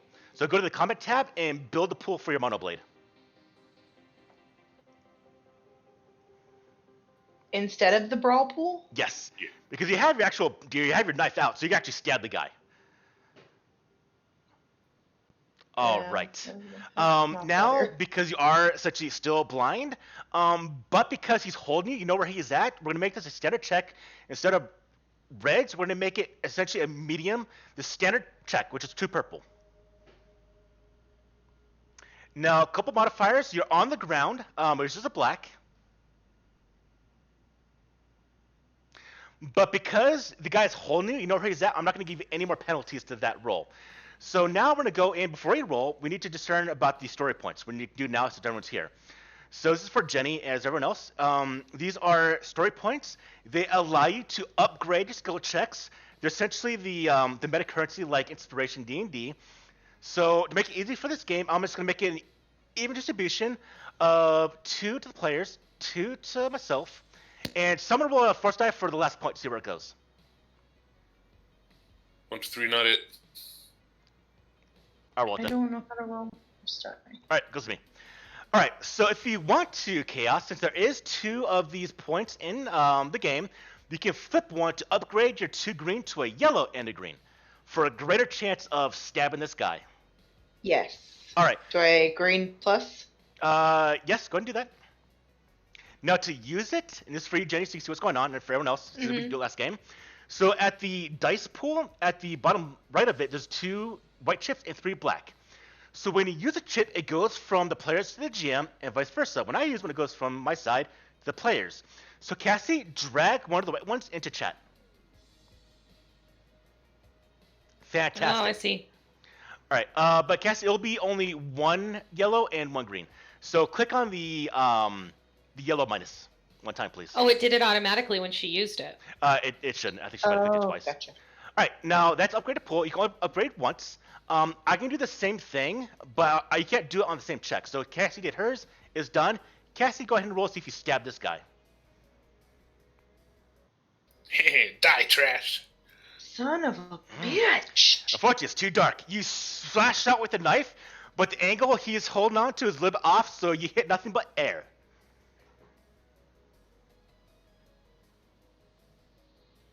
Or maybe she caught his belt instead, and his pants fell down. Yeah, because I have an advantage. You got an advantage. One advantage, I will say that you caught his belt. It's a spring wire belt. You hear it snap, and his pants. You somehow hear his pants fall down. Why not? Or that will happen when he actually starts to run. But you hit something, but no blood's drawn. You feel no no wetness from bleeding or anything like that. But you hit something, so we'll have his pants fall down. He decides to run. Now, Kano and Gareth, you are going up. Cairo, you're going faster. You passed the 50th level. You're running like hell When you see how tired you get, now you're gonna build a resilience pool, Jenny, on your character sheet. Resilient. How do I do that? Is that in skills? Yep, it's the same thing. You roll only skills in this game, so you'll never roll your character resilience by itself. In fact, you're trained in Okay. resilience too. So because you have 1 in resilience, in bronze 2, you have 2 green, one's upgraded because of the 1 in resilience. Okay. All right, now we're gonna make this a medium check so far. You're still running. Go ahead and give me 2 blue. Sorry, 2 purple. A medium check, and you're a cheetah. Put in a blue. But if you did fail last time, put in a black. Go ahead and roll. All right, you actually are not out of breath. You're running. You're going good. You're getting higher. Kano and Gareth are getting higher. How are you two getting ready, Gareth and Kano? You do hear that the power went out, so the lights went out at least. I'm So how you two sorry. preparing? So can you explain to me? So I got 2 successes. Is that just a success? Just straight? That's what that means. It's just a success, and then the advantage. Do I get to use that for anything in this instance? When advantage is very, very minor, how would you want to use it? No, I mean I'm just asking because I don't know. Yes, you can. Not necessarily that, you know. So you the know. more successes you roll, the better the check is. So if you rolled 1 success in this check, it'd be like you may be a bit out of breath, but you're still good. If you rolled like 4 or 5 successes, you have not been deterred at all. You're still breathing very, very fine. That's the way to look at it. The advantage can be used to actually give you another blue die on your next check, because you're not winded. You're good. Okay, gotcha. Okay, that makes sense. Okay. And then the more advantage you get, the more stuff you can do with it. Right. Okay. So, Gareth, do you have a gun? Yep. Does it have a flashlight or any way of emitting light? I don't think so. Just a basic gun out of the. Do you mind if I try to attach my flashlight to your gun so that you can use it as a tack light? Go for it. All right. Can I try to engineer this flashlight into his gun? Real quick, give me a mechanics pool.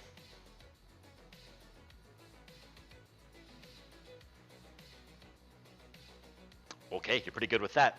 All right, I'll make this easy. 1 purple. But I'm gonna make it some fun. I'm gonna see if maybe your welder goes too much and burns a hole through the gun. Upgrade that to a red.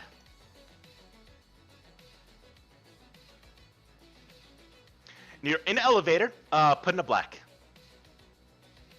I think my first black gets canceled out. No. Nope. You're gonna get a second black because it's also under time crunch. You're a bit under pressure right now to do this. And roll. Fairly easy. I'm looking for despairs, which is the critical failure, which you rolled. All right. No. So you weld on the tech light. You're good. You give the gun back to Gareth. Do I see that something might have gone wrong? Nope.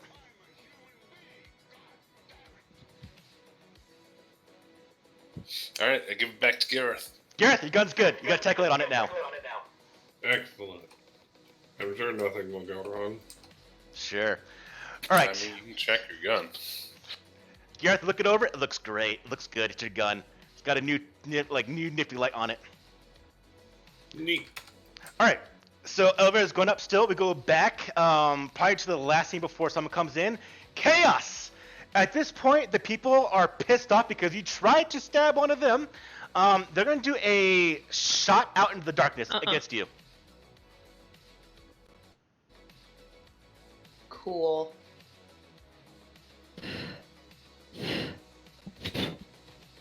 What do I roll for don't die?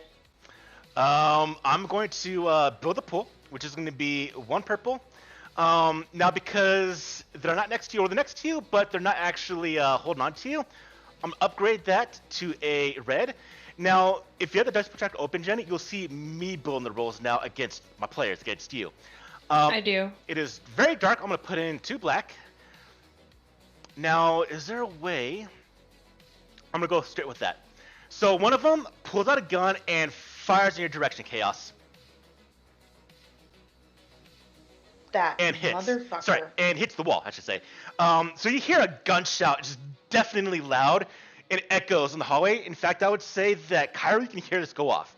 You hear the I was just gunshot gonna ask. as they're going up, And for the briefest of moments, Chaos, you see all the people, some on the ground.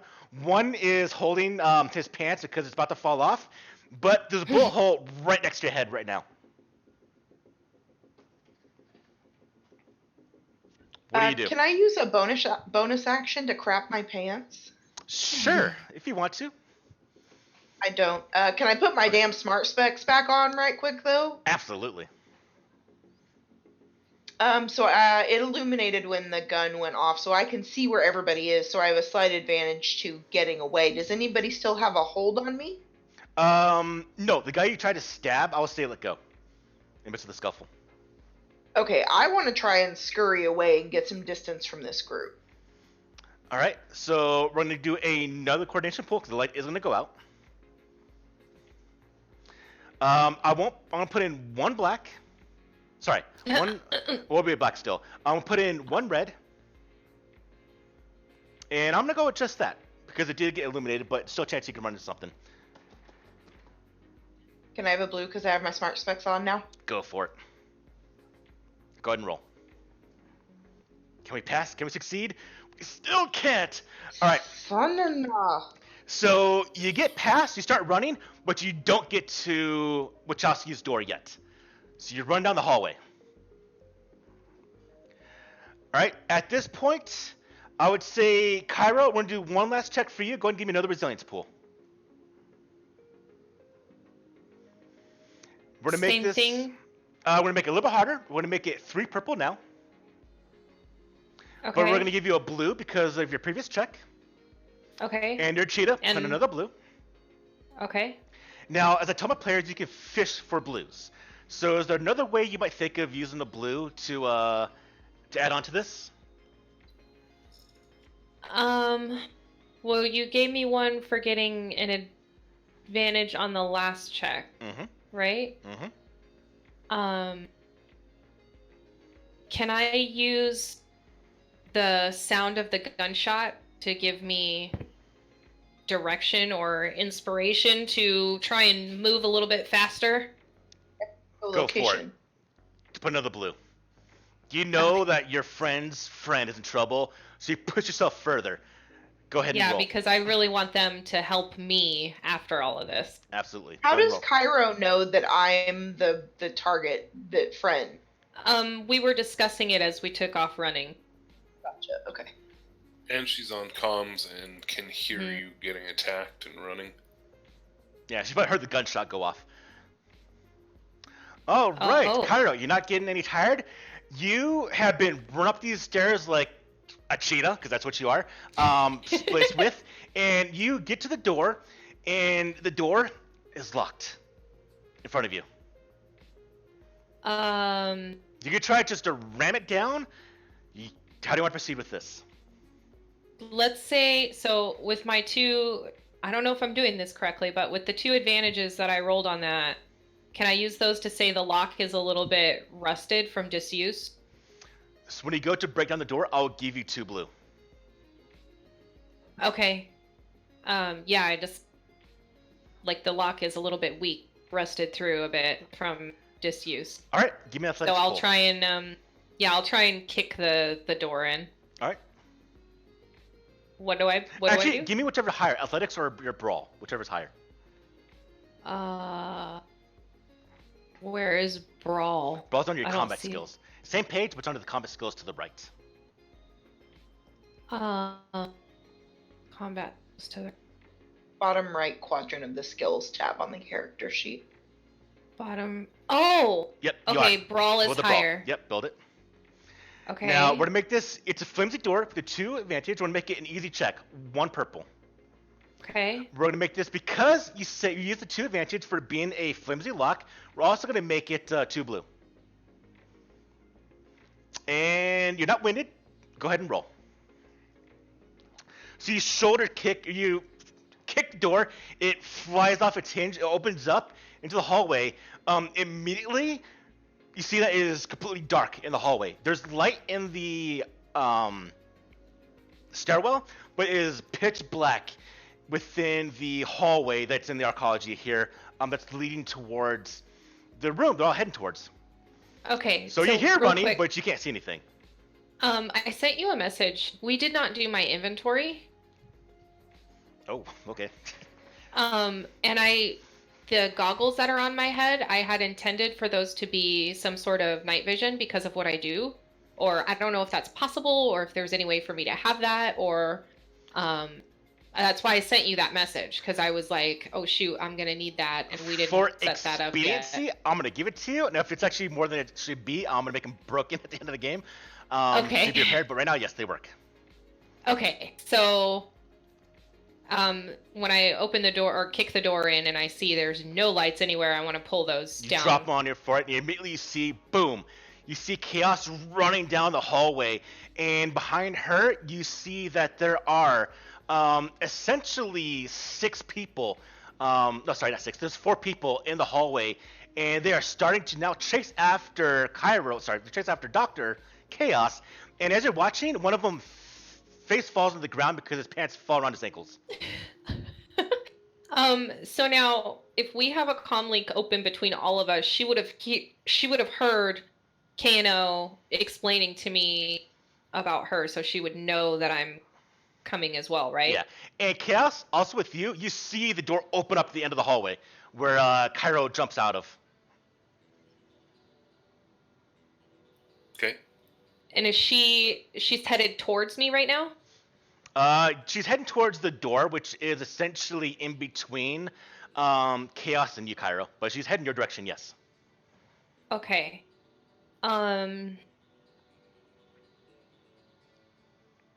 Alright, I'll just head for her. Like head in her direction. Alright. And yeah, I don't know exactly where we're going or what we're doing, so I'm just essentially like, hey, I'm here, I'm back up. What you know? Alright, Chaos, what are you doing? So I know Cairo is affiliated with my group, correct? Yes. I would have heard Maybe, them anyway. Kira, how would you describe her real quick where she knows she's an ally? Well, who else would I expect to bust through the fucking door? There you go. Well. Yes, she's an ally. Okay, how far is Cairo from me right now? I'll put it easy. The enemies are gonna get in action before you get to the door or to her. Can they see in the dark? Well, even if I'm running but the towards hallway her is as lit well. up now because Kara opened the door. We're like so it does kind of silhouette Chaos.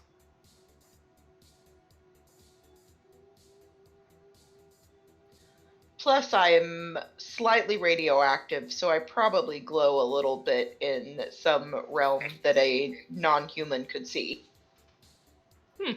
I mean, I'm a mad scientist. That's completely within the realm of possibility. So Plus, I have chemicals. What kind of non-human are you, Cairo? a Gmod. So I'm human, but I'm not full. I have cheetah. So Which is- you would probably be able to smell the chemicals that I have explosive vials in my pocket. You would probably be able to smell those chemicals with the cheetah mod, I would think. Maybe. I guess that's up to Paul. I'm not really sure. I'll say yeah, why not? Okay. Cat-like senses. Yeah, and that's really the only place you can see it. The only prevalence that I am a Gmod is my eyes. They look like cat eyes. So you have to get pretty close. And right now I have my goggles on, so you probably wouldn't be able to tell. Don't cats have night vision? Does that apply for your Gmod? I looked for that, and so we kind of built this ourselves because there wasn't a cheetah one, and I don't think that was an option because I would have taken it had it been. Okay, just checking. Yeah. Thinking through cat things. Mm-hmm.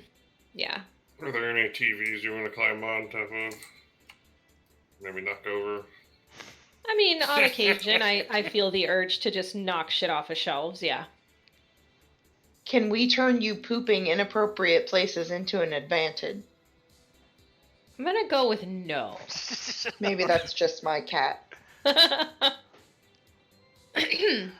Alright, Chaos, yes, you do see Cairo in front of you.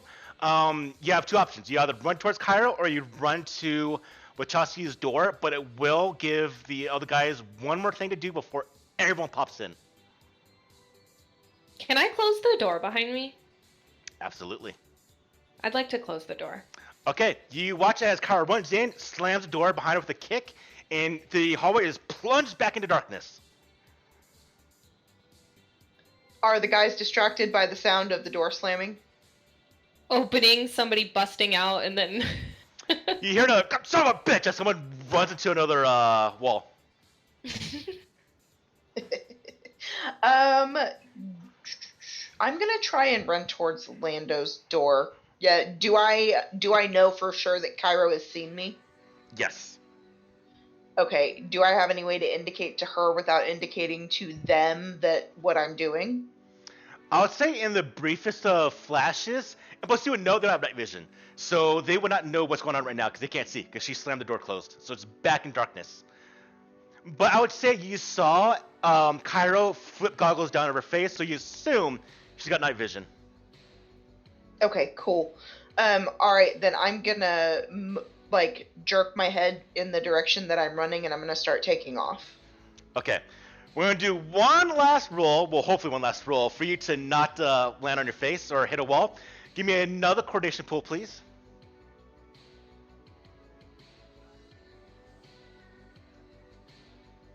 One red. Now she's got her glasses on now, so she can see a little better, right? A little better. We'll go to one black. And that's it. Won't get any further. Her glasses aren't really night vision capable, I believe. Yeah, no, they're just they rely on being able to see what's in there, and then they can give me info on what they see. Yeah, maybe they're showing like an outline of the corridor when it was visible, and now it's kind of trying to adjust for where to move to not run to the wall, but it might not be precise, which we're gonna find out when you roll. I'm done. Oh. I'm... All right, you do bang into, you believe Wachowski's door. You think you're there. Right when you get to the door, I'm going to give the bad guys one last attempt to shoot you down the hallway, and then we'll go to Kano and Gareth as they come into the scene. Could I take a bio break before?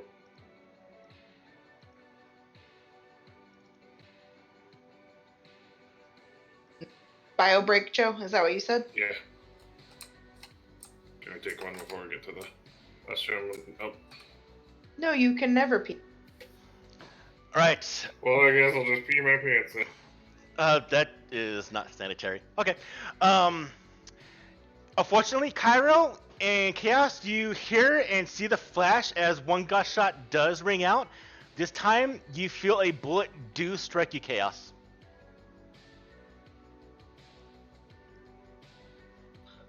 I have enhanced healing. Can that help me here? Not yet. Yep. How does that work? Like, I see 4 wounds. Like, do we have a certain amount of... Yes, so Jenny, go to your character sheet, go to the combat tab, and you will see where there is soak, as well as wounds and strain. So soak is the amount of damage you reduce when you get hit. Wounds is such your HP, and strain is like your stamina. When that goes to your threshold, you go unconscious. When your wounds go to threshold, you start taking critical hits, which can kill you. Okay. So we see that she took 4 wounds out of 7 damage. She has 3 soak. Oh, okay. Which is linked to your brawn plus your armor. So she has some armor underneath her lab coat. Oh, yeah. I don't have any armor either. I gave you once because we didn't do your characters, so we'll build a character as we go. So I'm not going to keep you like unequipped right now. But yes, unfortunately, Chaos, you are struck by a bullet. Oh no. You're a bit hurt. Now, Cairo, I'm gonna let you go, and then Chaos, and then Gareth and Kano will be here. Okay, so I see her get hit, yeah? Yes. You see her stumble, you see the blood splatter as the bullet strikes her. And I can see her fumbling to try and get in the door she just smashed into. Yes. But also because you're in night vision, you get blinded momentarily. So anything you do right now will be a bit of penalty because of night vision goggles. Oh, when the flash went off? Yeah. Okay. Okay, so I am going to essentially try to orient myself and get to her and get her in that door. I want to, run like a cheetah. Okay. Straight so for her I would Wait, say what flash? the muzzle from the flash from the gun. gunshot. If muzzle flashes were bad for night vision, they'd never get used in military. Even when they're facing the direction of the night vision goggles. Yeah, Okay, I'll give it to you. because technically it's an explosion from the tip, and you see that explosion from every direction, even from behind. I guess you're right at that. I'll go with it. That's fine. No penalty. Now, because you cheetah mod, you will get there. Normally, it'll be 2 maneuvers, but you get there for 1 because of your cheetah. So you start essentially charging down the hallway. Chaos, you can hear as she's getting very, very fast, possibly fast. You get right next to Chaos, Cheetah, or not Cheetah, Cairo. Okay, so I'm gonna essentially, is she still standing? Like she didn't go down, right? Yeah, she just got the door. She's bleeding though. She's hurt. Yeah, I'm gonna wrap my arm around her as I try and get into that door as quickly as possible. Okay. You go to the door. There is a auto lock on it, so it is locked right now. Okay, can I use one of my tokens to change that? Or how does that work? Like If you change the want to type use a of story lock, point, maybe? if you want to use a story point, I will say the door. Why not? That's what they're used for. Can be unlocked. Okay, then I'm gonna. So I have to drag it into chat. Yes. Mm-hmm. Okay. That's a good way to use them. Sometimes I might say no, but in this situation, it's not really that important. I'll say yes. So the door was unlocked. Maybe Wachowski forgot to lock it, or maybe because the power went out, the door got unlocked. We'll go with that. The power went out in the hallway, the door went unlocked, and so you just push it open immediately, and both of you go into the hallway, or go into the room. Yeah, stumble in, door closed behind us. Okay, so you drag Chaos into the room. Chaos, what are you doing? You are bleeding all over the floor right now. And you feel that you feel that Cairo is holding you up right now. Oh my gosh, Chaos, Cairo, and KNO. Thank you for that, by the way. Is there anywhere where I can like sit down and recoup for a minute? Did we close the door behind us? I did. Okay. Because of the story point, the door won't lock, so it is free opening. Yeah. I want to sit against the door. Okay. Yeah, I'll help with that. We'll say it stay. won't open outwards, so you do block the door itself. So you just lean against the door, and I imagine you might fall to the ground, or you just lean against it to keep it closed. So yes, it is closed right now. And it's possible they didn't see what door we went into because it's pitch black. That is So, true. That is absolutely Let's true. just try to be really quiet. And if it was the wrong door, they definitely wouldn't check it. All right, you lean against the door, which now goes to our other 2 members finally arrived at the party. Gareth and Kano, the doors open up in front of you. You're on level 84. I'm joking, 85. You can do your stuff. Think of a plan. I might take a real quick bathroom break. Be right back. I can still hear, so.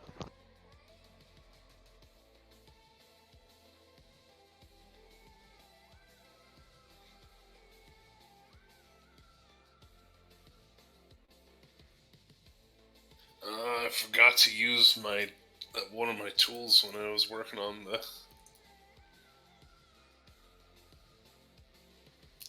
gun.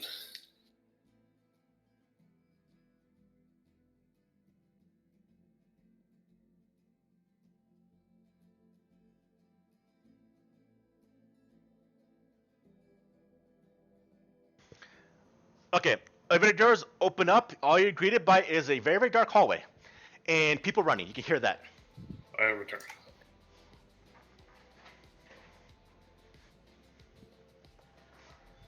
Welcome back. You both got back from bathroom breaks. The elevator has just arrived on this level. We can hear running. It's dark. But other than that, I gave you my flashlight. Huh. And I have no way to see in the dark in particular. So, Gareth, one with the flashlight. What do you do, Gareth? Well, are we close enough to see the goons fighting at the end of the hall? If you peep out the elevator, you will definitely see that ahead of you, down the hallway, are a group of 4 individuals running down the hallway. And none of them are our people? No, Is they your actually flashlight look a bit like. You can't quite tell who they are. You might have seen what I rolled, so you'll know who they are out of game. But yes, they are people that are as the one that's been fighting, shooting at chaos. And you see that they have pistols. They have guns out. They have pistols. Yeah, turn on the flashlight so I blind them and try to shoot at them, I guess. They're running away from you, wait. so actually their backs are to you. Oh. Yeah, turn on the flashlight. Alright. Do they look like they're trying to get away, or are they trying to get back into a fight? You don't know where Chaos went, so you're not quite sure, but they're at a stance and position that they look like they're getting ready for trouble. They don't look like they're running away. Okay. Is there basically readying an action in this game?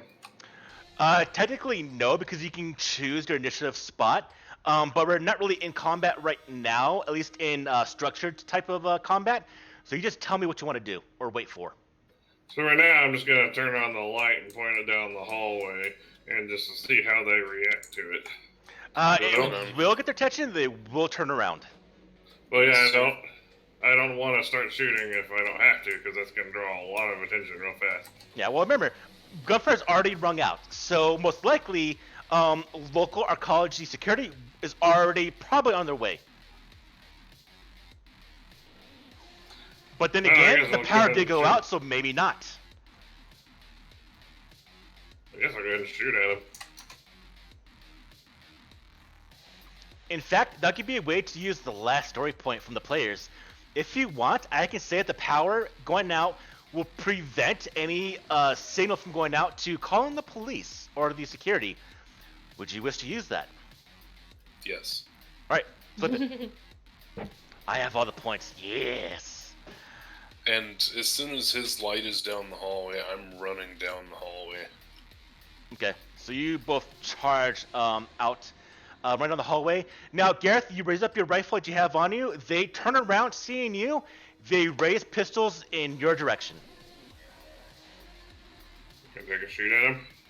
If you want to, go for it. I'm gonna shoot. Oh, those tokens are a shared pool for all of us? Yes.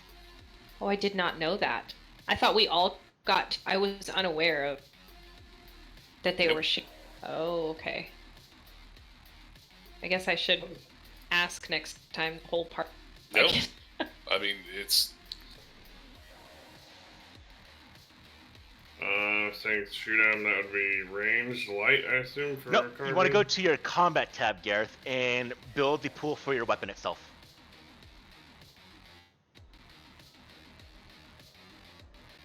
So on your character sheet, there'll be a tab just like that. All right, now they're going to be at, I'm going to say medium range in this hallway sense. It's going to be 2 purple. I'll say your flashlight will actually prevent any penalties from you shooting. So it's going to be a straight roll. Go ahead and roll. So you fire off a shot, Gareth.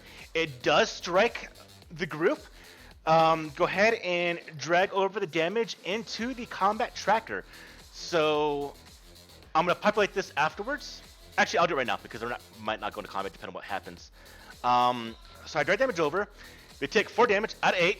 The 4 are still up. One of them does get struck and they move against the wall. I may have accidentally done it twice. No worries. I did one also. All right, at that point, to make this more fun, interesting, I'm going to go and give you back some points. So if I use story point, it goes back to the players. At this point, the 4 go, "Oh, we're being ambushed!" And they actually kick open the nearest door to the scream of a lady that's inside the room, as the four split up into two groups. Two go into one room, two go into the other hallway, to get out of the line of fire.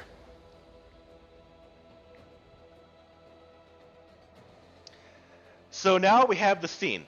We're in this hallway, in this building. We have Chaos and Cairo in Wachowski's room. We have Gareth and Kano in the hallway, and the Los Scorpios team are all in their own rooms now.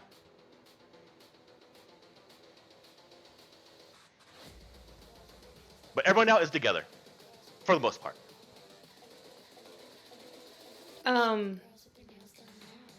So we would have heard the shot while we're in the room. Oh yes, oh yes. It was much different. I would say you again might have maybe heard, maybe not, but you definitely know the sign of a rifle going off compared to a pistol. Okay, so once we hear that, I'm gonna look at Chaos and just like quietly whisper.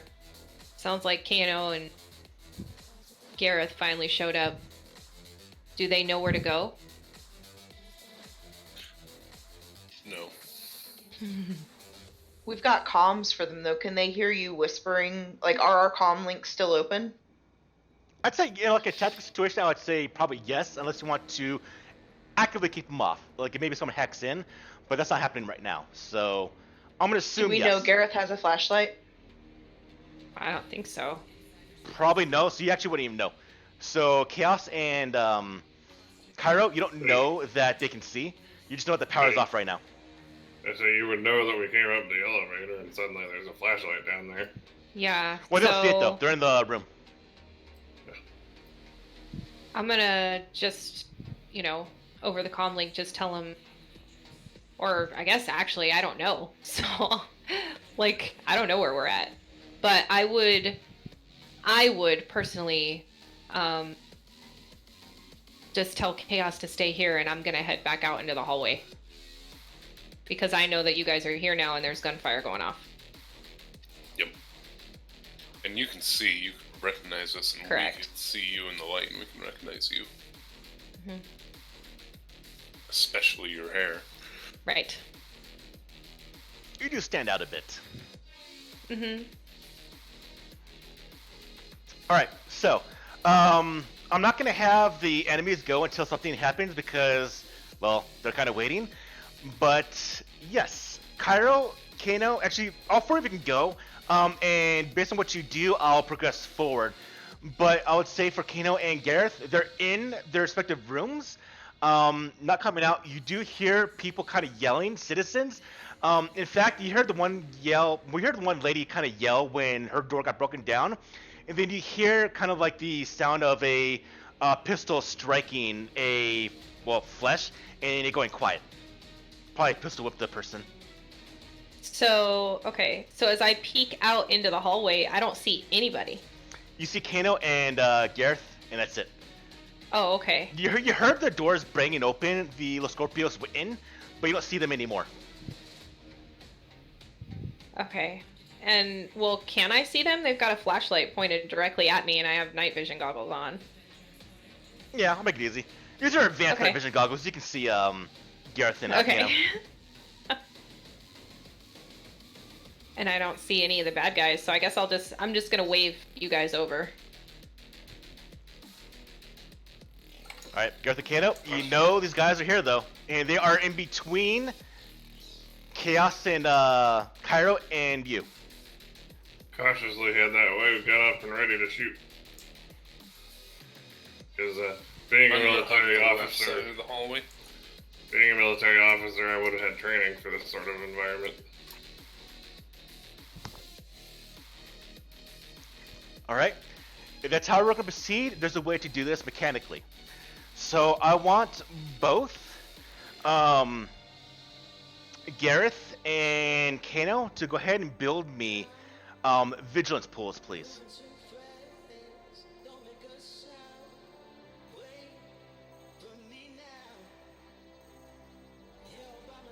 So this determines how fast your reaction is. Obviously, Gareth is trained for it. So this is going to be against the reaction of the Los Scorpios team. So if you fail, they'll get the upper hand and fire first, or do their action first. If you succeed, you'll see them first, essentially, get the upper hand. So both of your difficulties are going to be... Check real quick. It's going to be 2 purple.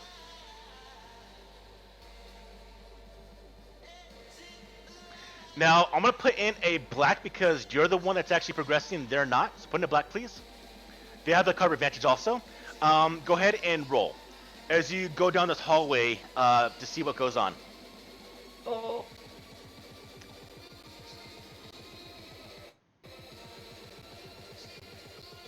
All right, here's how this turns out. You both go down the hallway. Gareth, you see them first. Kano, they see you first. What does that mean? Are they poking their heads out? No, they were essentially waiting for you to pass up. If you're moving forward, watching the hallway for them, they're gonna see you first, and you're gonna see them first, based on who rolled. But we saw what doors they went in, so I'm not sure. Like, are you assuming that we're walking past the doors? I managed up to the doors. Well, Gotcha. let's go backtrack. Once you get to the doors where they entered, how do you want to deal with that? The roll is still going to be in compliance, though. I'm gonna dive into the door on the left. Okay. Gareth, what about you? They did split up, so it's 2 on each.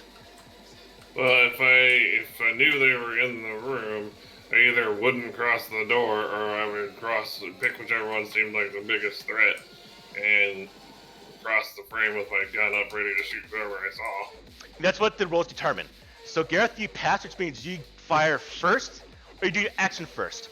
Whereas with Kano, he failed, which means they would act first. I'd fire at the first person I saw that had a gun. All right. So we're gonna go with the one that you shot at to make it easy.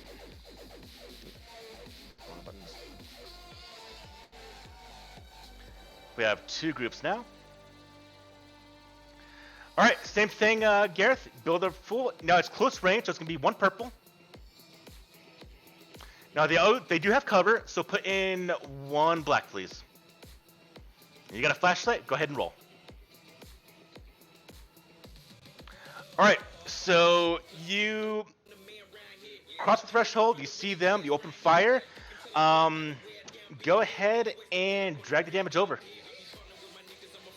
Which one are they? The one I was shooting at? Yes, the one that's already damaged. The base one.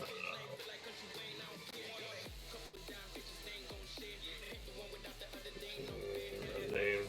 Sorry, I don't understand this UI very much. Yeah, I don't know either. Yeah, I'm not sure which one would be. The one under Cairo or the one under Chaos? The one under Cairo. Oh, you know what? It'll just show you the damage. Sorry. All right. Yeah. Very good. You see 2 of them inside the room. Gareth, you open fire. 1 does drop, leaving 1 remaining. So just real quick, Paul, when I see them firing, I'm gonna run out towards them. Okay. Heads up. All right. So you come running out. Now I'll have you go after Kano does. So Kano jumps into the other room. Now, Kano, when you jump in, now you did fail your vigilance roll, so they will go first. And so these 2 will shoot at you.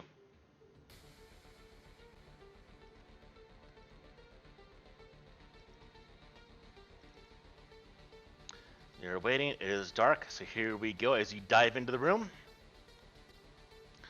All right, they do strike. Now, you see that my guys rolled a threat, which means the players can determine what happens. Now, it's only 1 threat, so it's very, very minor. So an easy way to use it is to give a blue or a black to the next enemy or next player that goes. I'm gonna use it to give him a strain. Okay, they actually will take 1 more damage. All right.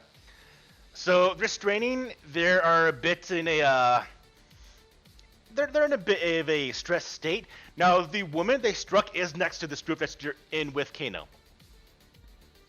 All right, Cairo, you watch as both Gareth and Kano burst into the rooms, Immediately, you hear gunfire from both ends. What do Well, you do, Pyro? I'm gonna go towards Kano because he's my friend from. Okay, so you start charging down the hallway, and you burst into the room. You see that there's blood on the wall where Kano was struck, and you see there's two individuals that are in between or next to a unconscious woman on the ground. She's bleeding from her head as she got struck by a pistol. Okay, so if I'm fast enough, which, you know, I don't know how these work, so I'm gonna ask. Mhm. But these, where you have species and special abilities, Mhm. one of my talents is knockout punch, Mhm. and I wanna just, fluff it a bit. I think that's why we didn't give me weapons actually, because I wanted to build her more like kind of like a monk style, if I am remembering correctly. Yes, you could definitely do that. Okay, so I want to just like straight boot to the face, try and knock this guy out. Now, Okay. how does this work with these skills? Like, is this just a skill that I have, or like how do I use it? How does this work? So you have a base, what's it called? Attack. So if you go to Okay. the combat tab of your character sheet, Yeah. you'll see I put in a skill for you for fighting. Oh yeah, Cheetah Fu. Oh Yeah. okay. Yeah, we did talk about this. So it's the same way you do a right. skill. Double click on the die to the right and build the Cheetah Fu pool. Okay. Now, here's a couple things that need to happen I did tell you about. So, in the game, during your turn, you have a maneuver, which is like a movement. You can pull out an item, you can aim. And you have an action, which is usually like a skill or, in case fighting, punching. Now, with your speed, normally you could get to a location with two maneuvers, you get with one. But here's how it breaks down for you. To move to the room is one maneuver. It's a second maneuver to actually engage with the target. So it's two maneuvers, and then the action to punch them. Now, based on what I said, you can't do that because you only get one maneuver, one action. You can take a second maneuver for 2 strain.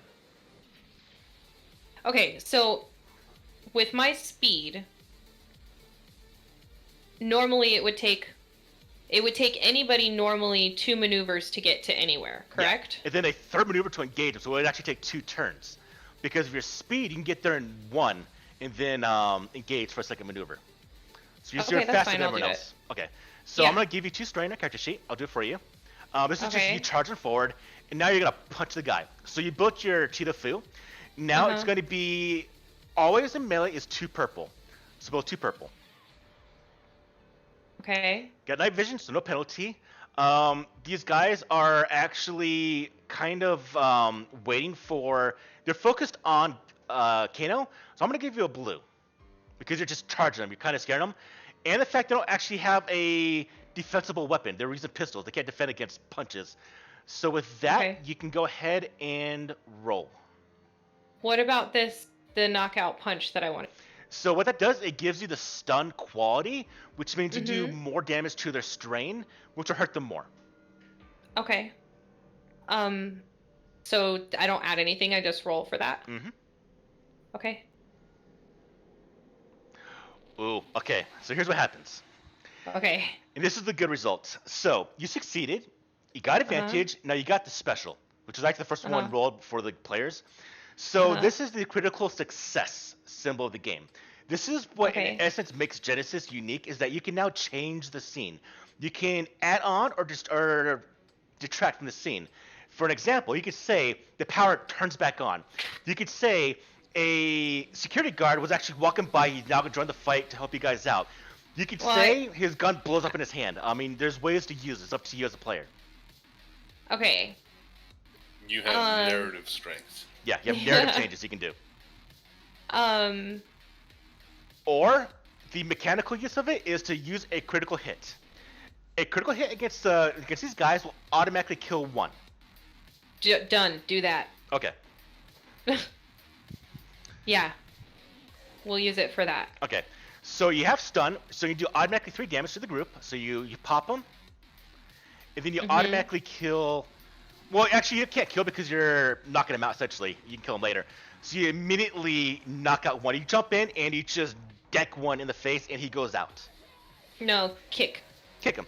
You kick him in the Boot. face. He goes out, leaving one left. So now both Gareth and Kano and Cairo are facing one opponent for 2 total. One's dead, one's knocked out. Okay, I'm assuming that probably is the most I can do on this Yes, turn. that would be so your to full speak. turn. Okay. All right. I'll go lastly to Chaos. What are you doing? I also get a turn. Oh yeah. That's right. Yeah, Kano. Kano, go. No, Chaos, go. Okay. Sorry, Kano. I didn't mean to skip your turn. I'm sorry about that. No, that's fine. Right.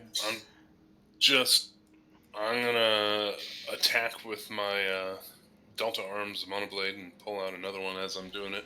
Okay.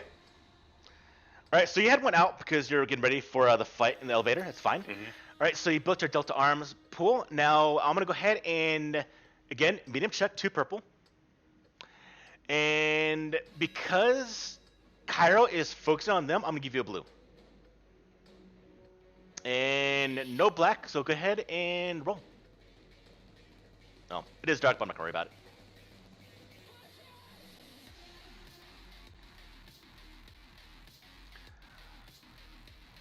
Give me a second. Damage is wrong. Let me build it real quick to it should be. Yeah, no, it's really wrong. Yeah. You need to, let's see, so it's 1 plus, so it's 5, alright. Can you explain to me the damage? Because, so it says damage on my roll. It says damage to crit 5. Okay. What so does that mean? The damage is linked to, so you're using just your fist there, Jenny. So it's based on your brawn. Your brawn is 2, so you do 2 damage. Now, about this game, unlike D&D, where in D&D you roll a hit and then you roll damage, in this game, your skill directly determines your damage because every success gives you 1 point of damage. That's why you got 3. So it's 2 for base plus 1 for the success. Whereas Kano, also using melee, which is base, in the example here, I changed already, is 1 damage. 1 plus 2 successes, 3 damage. So the more successes you roll, the more damage you do. Okay. What does the crit mean? The crit is how many advantage you need to actually crit. Oh. So you would need 5 advantage to crit, whereas Kano only needs 2 because he's using a knife that's meant for essentially hurting people. But the use of the triumph or the special automatically gives you a crit if you want to use it that way. Okay. All right, but for you, Kano, you should have did 7 damage. Yep.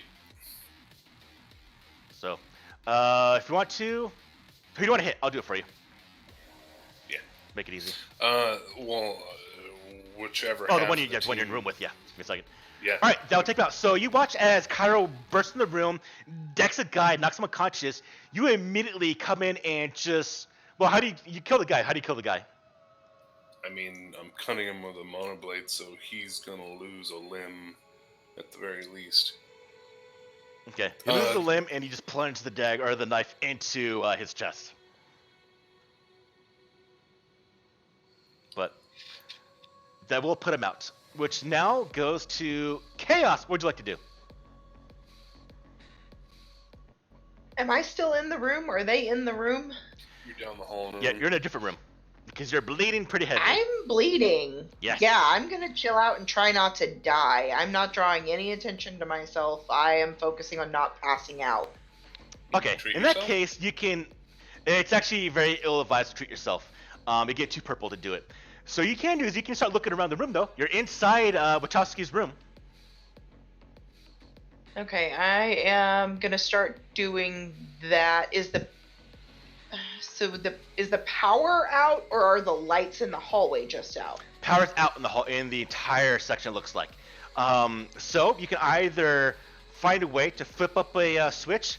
You can use some examples. You have your glasses, which might help out a little bit. Or you just fill around in the dark. Or you can wait for Gareth and them to be good. I am going to use a talent that I have. Oh. Hold please, as soon as I find talents. Deep pockets.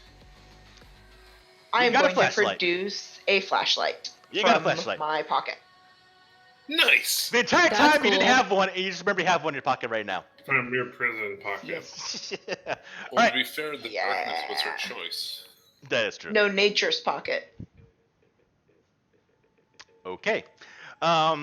You pull out the He's a flashlight. Gmod. That could be anything. Okay, so I'm going to pull out the flashlight and I'm going to click it on and I'm going to see what I can see without having to actually get up and physically exert myself. Okay, Because so you're I leaning realize against that the I'm you're leaning bleeding against the door pretty still. Gunfire's going out in the hallway. You hear this flashlight around the room. It is a bit cluttered. It's fairly small as a residential room would be in this sense. You see that there are actually a lot of schematics on the wall of a SEA facility. And it's written on SEA, and you see that on it is a bunch of essentially insertion points that Wachowski used to retrieve this. Now, looking at it, it does show that it wasn't only him. It shows several insertion points to block off power, to essentially hack into the system by net running. So he used a team to do this. And you also see at the bottom of it a list of potential individuals, but you don't really reveal what it means. There is a pistol lying on the table in the room, as well as a very, very unkempt bed, and some debris and some litter, just from a casual glance against the door. Well, the pistol is pretty motivating to get me up off the floor, injured or not. Fantastic. So I'm gonna go pocket that. Stagger over, you take the pistol and you pocket it. All right. I also want to. Are the maps with the insertion points and the list of the people and all that? Are these on a cork board where I can like take them off the wall? Essentially, yes. Got Google Okay. Maps. Take pictures Yes, of but it. I also am an old school. Fair. I like paper. Yeah, he didn't have it written down, or he didn't have it like on a digital platform. He had it on paper on the wall. Well, and this will be recorded in my personal database for 30 minutes, so I can go in and snag any stills that I have from my Google Glasses. Yes. Okay, so I'm gonna snag anything that looks like it and stuff it in my. I have like a lab coat that has an inner. Big enough to hold like a file folder. Yeah. I'm gonna stick everything that looks like it might be important, fold it up, and stick it in that pocket. Okay, so you said taking stuff off the wall, charts, diagrams of the facility, and at that we will go to essentially top of the other round. I'm not gonna go initiative. Don't really need to for this. There's only 2 guys left, so we're gonna go with the room. And ooh, Gareth, you shot at some guys. They not get to shoot back at you. Never mind, they died. I take that back. Gareth, what do you want to do? So there's no more hostiles left in the room that I'm in, or is there still just one? No, you killed one guy in the hallway and you killed the other guy in the room, so they are dead. Nope, sorry. I keep confusing myself. I should have did the battle map. Yeah, you killed one guy because Cairo and Kano is the one that killed their group. So the guy that you did shoot is not going to shoot back at you. So I actually was correct. Okay. So follow my gut instinct. Alright, I'll say he's a bit blinded by your tech light you have on your gun. I'm going to use a point to actually increase my difficulty, or my check against you. And I'm going to go ahead and... Well, Yes. I think, Gareth, you're probably using the door for cover, right? Yeah. So, I would Alright. add some blacks on there. I'll give you 2 black for that. And we're gonna roll. Alright. So he goes to fire, and you see a bullet hole essentially next to you there, Gareth. Can I Alright. shoot back? There's one guy left. Gareth, you're next to the guy. What do you want to do? Shoot him. Alright, go and build the pool. Go ahead and put in 1 purple. He's also a bit behind cover now. Put in the black. And I'm gonna let you. You can use a maneuver because you're already there to aim. So put in a blue.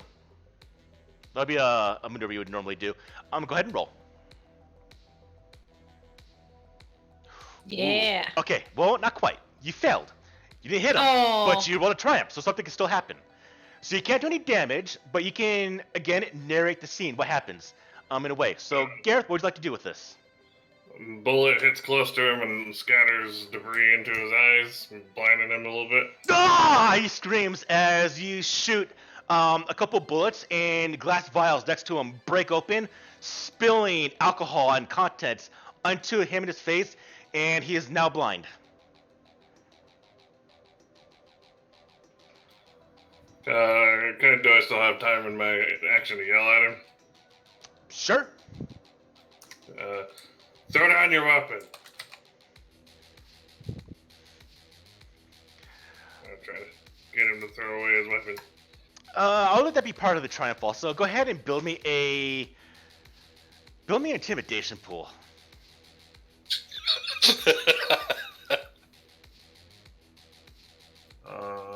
Where's that at? AFK for 1 moment. Bet you wish you had a muffins now. Where's intimidation? I don't see it. Should be on his character sheet. Skills. Oh, did we lose it? Oh, sorry, coercion. My apologies. What you have? Oh, yeah, there it is. Alright, we're gonna make this fairly easy. This guy is blind now. He's by himself. His people did die. Put in a purple. We'll make this easy. You could fail. Put in a blue, because he is blind. Go ahead and roll. No. He does not. He does some Okay, more I'm seeing shots my out and doesn't strike you, but he does shoot some more. He is not giving up.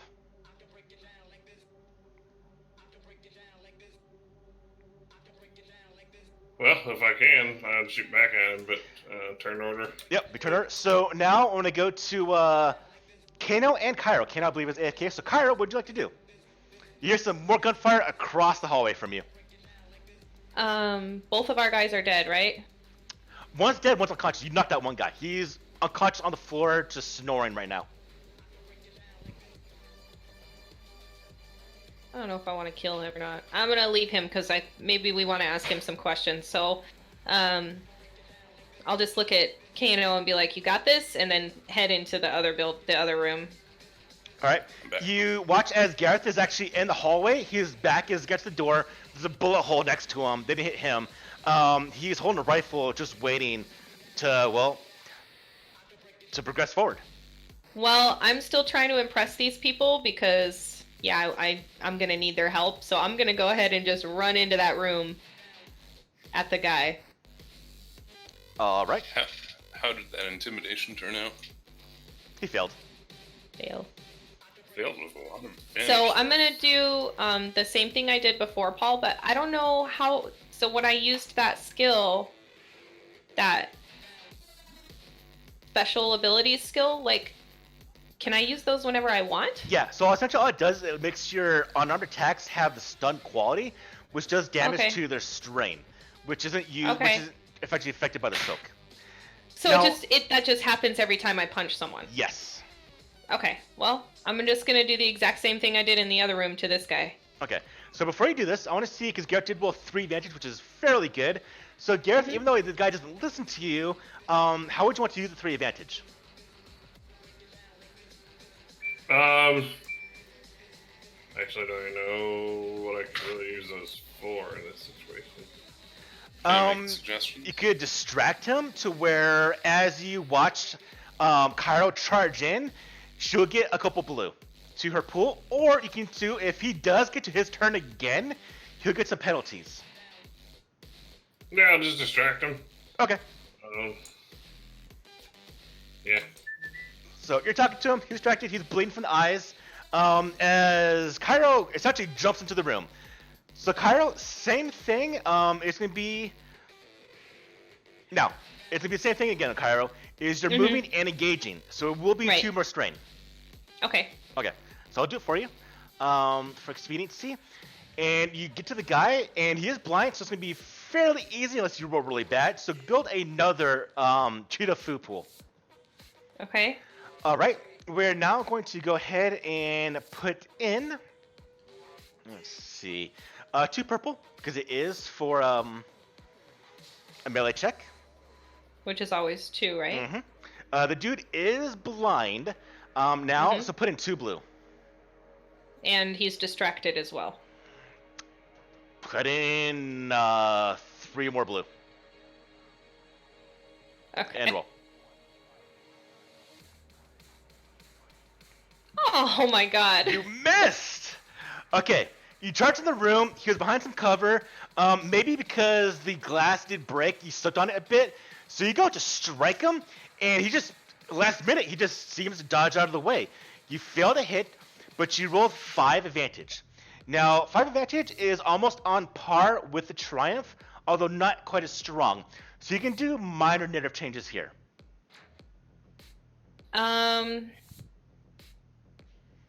Now, the mechanical benefits, real quick, the mechanical benefits is you can either give the next person that goes a few blue, give him a couple black, or you can do it for some narrative stuff.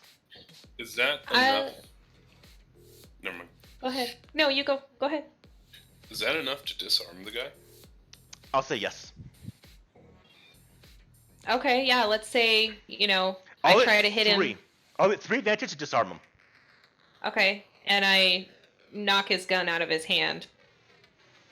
I'll say for all 5, you could take it and equip if you want to. You could take it and just put it in your hand if you want to, or you can knock it across the room. I don't really want it, because I don't... Okay. I'd rather just knock it away. You jump into the room, don't quite strike on him, but you kick his gun out of hand. You got 2 advantage. You want to give 2 blue to the next person, or you want to give a black to me? Who's going next? Kano. I'm gonna give a black to you. Okay. Alright, so unfortunately you do miss, but you're next to this guy. Kano, you're now alone in the room. One guy's unconscious, one guy is dead. You see action going on in the other hallway. What do you do? Or the other room in the hallway?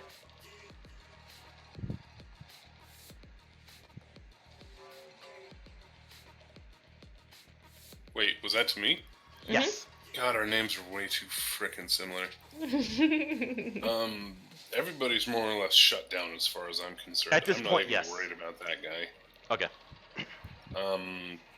I'm gonna get down to this lady that got pistol whipped and make sure that she's gonna be okay. She's terrified. She's huddled up into a ball in the corner of the room. And yeah, she is just terrified. Is she injured? Yes.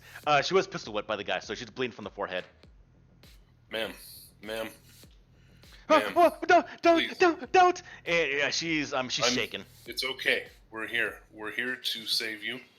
Please, let me see your wound. Give me a charm pool, please. How This charming ain't are going you? well. I'm a frickin' robot. Yes, you are. No. Put in a red.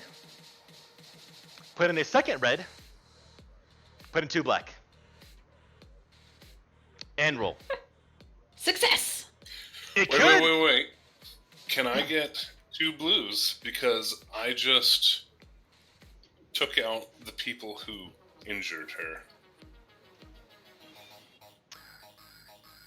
Well, she doesn't quite know. Because the people that knocked her out, she didn't see. Oh. I'm surprised she's even awake. Never mind then.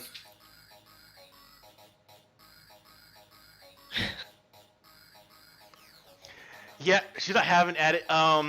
She essentially freaks out and attempts to charge out of the room, past your I'm grasp. gonna restrain her. You're gonna restrain her? Mm-hmm. Okay. She's a civilian. Not gonna have you roll. You go and restrain her. I'm gonna give you a bit of strain for that. All right. No roll needed, Tilly. It's fine. She's a civilian type person. I'm not gonna have you roll for that. So she goes to get up and run, and plus you're a bioid. You go immediately just grab her, keeps her from moving. She screams, top of her lungs. At this point, she hits a button on her necklace, and it starts beeping. Life alert. Help! I've fallen and I can't get Crush up. it. Okay. And then I sit her on the couch and start treating her wound. Again, she's terrified, but she can't really do anything. She can't run away, so she just sits there in like a paralyzed state as you attend to her wounds. She does not show any type of satisfaction or a thanks, though. The robot She doesn't still has a care. disguised look. Yeah, she has this disgusted look on her face still.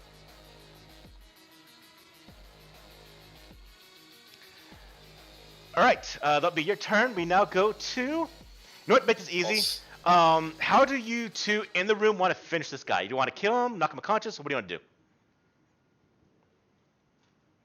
I don't leave him alive to question him. We have one guy already alive, unconscious. Yeah, I'll tell Gareth. We've already got one in the other room for questioning. So it's up to you what you want to do. Now I'll say this close. You can now see the tattoos. These are Los Scorpios individuals, so they are the cartel mafia. I'll just shoot him. Okay. Easy enough. You just go ahead and you cap the guy, Gareth, and at that point, combat is over. Well, can I loot the dudes looking for weapons and info? You go for the bodies.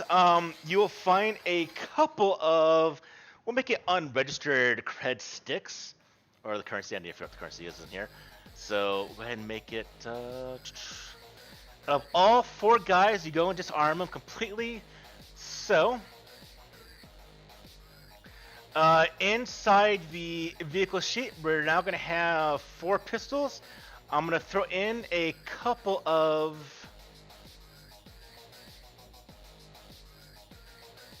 credits. We're going to throw in, let's go 2. Is there a way for you to unlock the vehicle inventory so that when we actually pull from it, it's removed from there? No, I didn't do that yet. Yeah.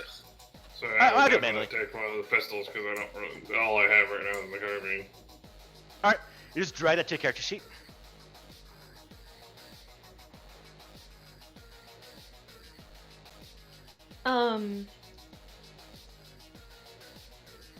Just because I'm curious, on that last roll, had I hit, since it was 5's advantage, would that have been a crit?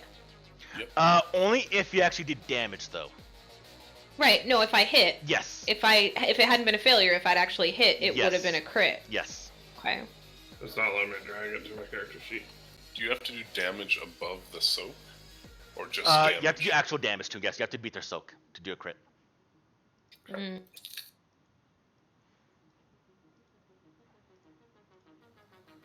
It honestly doesn't come up all that often, but I figured I should ask. Yeah, I can't do anything with the stuff in there. I'll do it for you. I'll worry about it a little bit later. I can't seem to put my Delta arms into the combat tracker anymore. My monoblade. Or into the dice pool.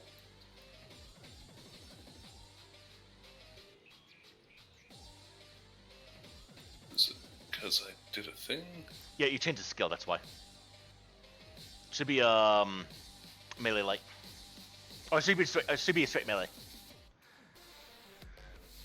The M one, Yeah. right? Yeah, just M. That's what it was before.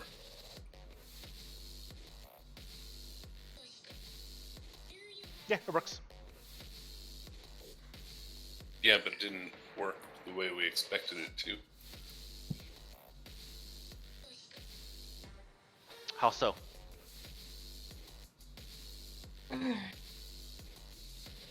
No, there it goes that time. Okay, anyways, we can worry about the party sheet a little bit later. We are running a bit out of time. So, yes, the individuals are all down. There is one alive who is unconscious in one of the rooms, as we have Kano attending to one individual right now. I'll report on comms that she set off like a life alert signal or something. We can Okay. expect. Well, I want to go back and check on Dr. Chaos because I know that she got hit. All right, so you go to the room, and she's currently kind of staggering around, looking at things around the room. So, If everyone looks inside the character sheet or inside the combat tracker, everyone's got a bit of wounds as well as strain. So, at the end of an encounter, which would be right now, we can remove some strain by essentially having their adrenaline die down. So everyone build a cool or discipline pool. Build a what? A cool or discipline, the both skills. How do I know which one is better for me? If you see what it's linked to, it'll tell you. So, for example, cool is linked to presence, while discipline is linked to willpower. Okay, so cool is better. Nope, then build a cool pool. Okay.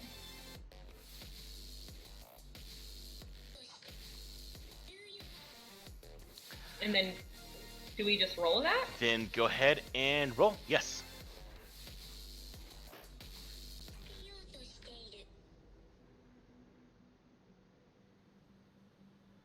Damn, I am rolling really well today.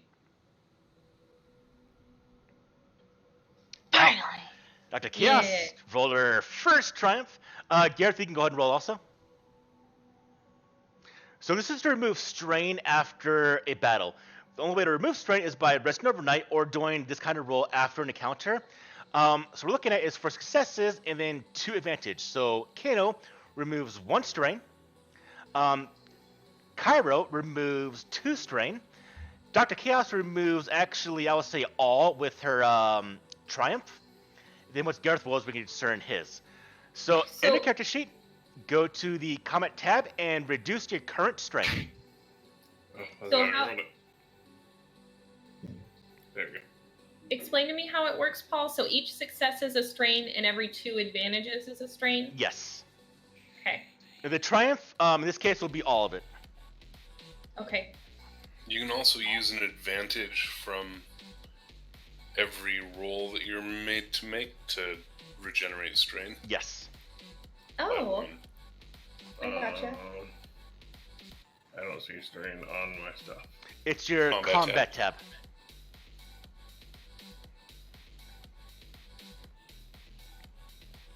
Hey guys, I'll be right back. Okay.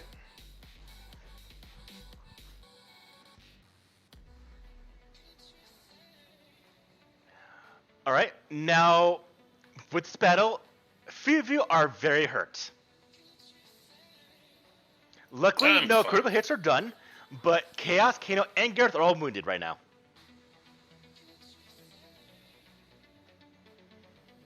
And Chaos and Gareth are pretty well wounded.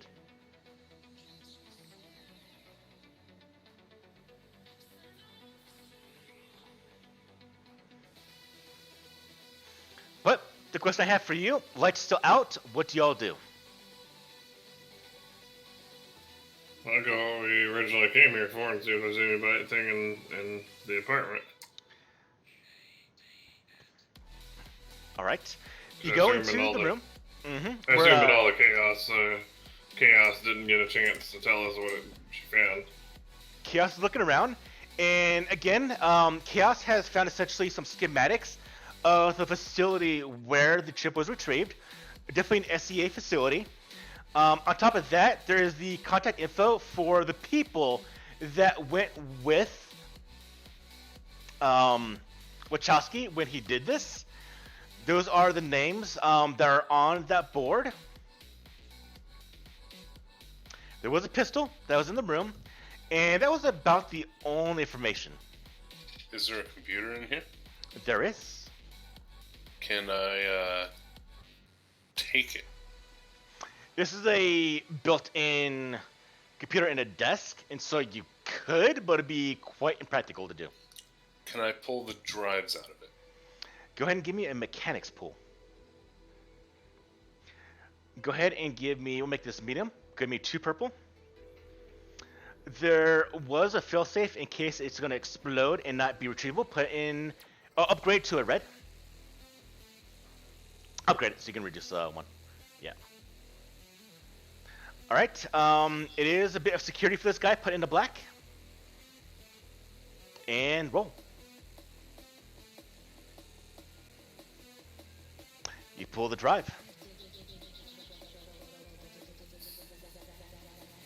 Can I grab some other random scrap from... No. Nah. Just the drive. Let's, get the hell out of here. I agree. All right. Get out of here. You look around, you find anything that's mostly retrievable information. Chaos did get most of it. You all start to head out of the place. Now, two things are going to happen simultaneously. One is that Chaos is going to get essentially a video call while this is happening.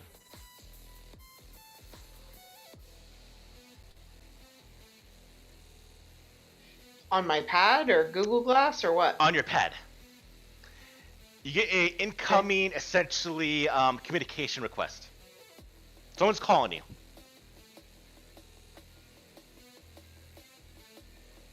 I'm gonna send it to voicemail and hope they text me. I don't feel like talking. All right. As this I'm joking. I'm gonna take this. If you want to, go for it. It's fine. Dr. Chaos is hardcore millennial. Got it. I look at my device in horror. It doesn't say who it's coming from, but I'm gonna assume you're answering it then. Yes. Okay. So you're presented with essentially an image of a middle-aged Chinese woman in a very, very nice business casual suit. She has a tattoo that is on the side of her neck that does extend down past the clothing that you can't see. But immediately she starts talking. She goes, I don't quite know who you are in relation you have to Wachowski, but he does have a bit of property that was promised and paid for me that I would like to have retrieved.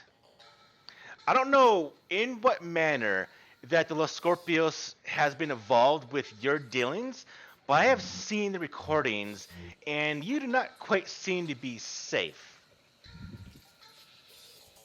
If you would like to get rid of the item you have, and be paid since you're now the carriers of this object, you can meet me at the Wharf District in 6 hours. And with that, the connection gets cut. I look around to the rest of the members of my group and say, trap? Question mark? Yeah. What did the tattoo look like? Were we able to see her comm? No, in Chaos, since she records everything, I would say yes. She can fling it to everyone else. And I will say, Kano, you recognize some of the calligraphy. No. She's 14K. She's the Chinese triad. Okay.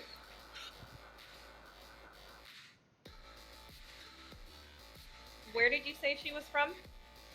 It's a organized crime, organized organization called 14K, which is essentially the Chinese triads.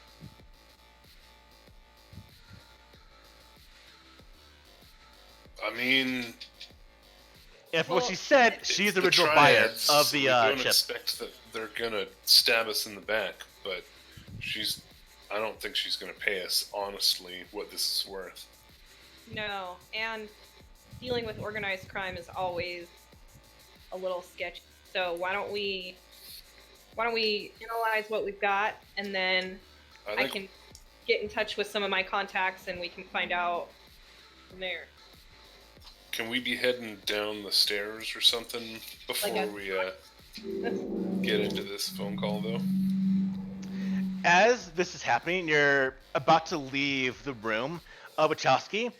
The lights kick back on, and immediately over the essentially intercom system inside the hallway, you hear, "This is the New Angeles Tactical Response Team. Everyone here put down your weapons and hit the ground."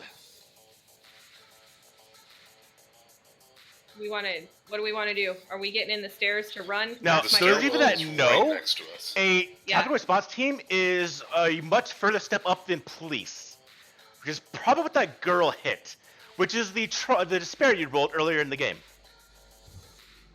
This is such a SWAT team coming in right now. Yeah. Which despair? Oh, mine? Yeah. Yeah. So are we running?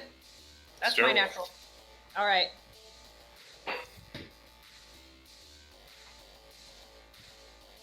Do these schematics show us that I got from Wachowski's apartment show us anywhere that we could hide and wait out the tactical response team or get out of the building without them seeing us? Well, the schematics are for the facility that he hacked into. You're not in that facility.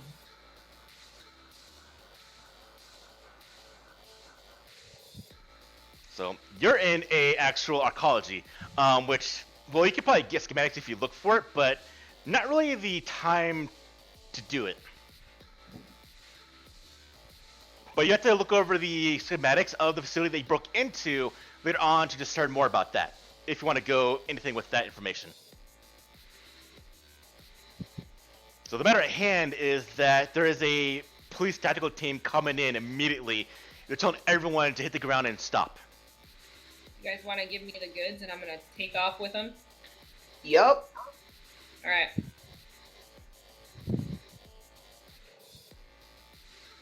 So I'm booking it. Stairs. Off. All right, There's so bodies. I'm booking it. yeah, so Cairo, Kano start booking it to the stairs. What is Gareth and Chaos doing?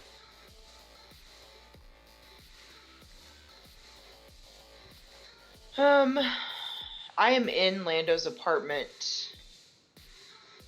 Are they on plaza level? The tactical response unit? They're probably much closer than that. The fact that they mentioned the hallway to get down means they're probably already on the level.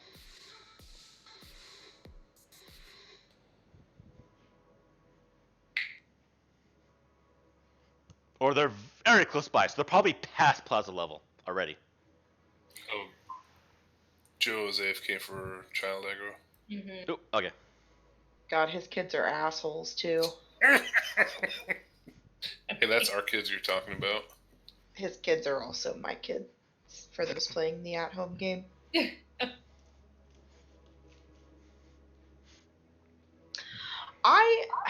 Do I have a hope's chance in hell of making it out of this without alerting them, like getting to the stairs?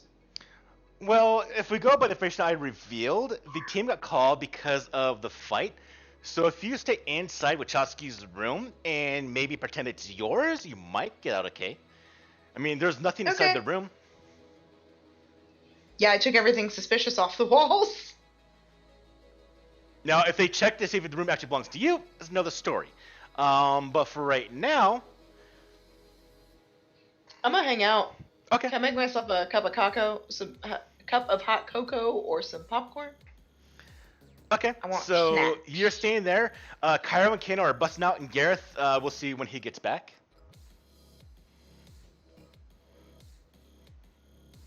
Split the party again. Yay! Oh, you're splitting the damn party. Grief.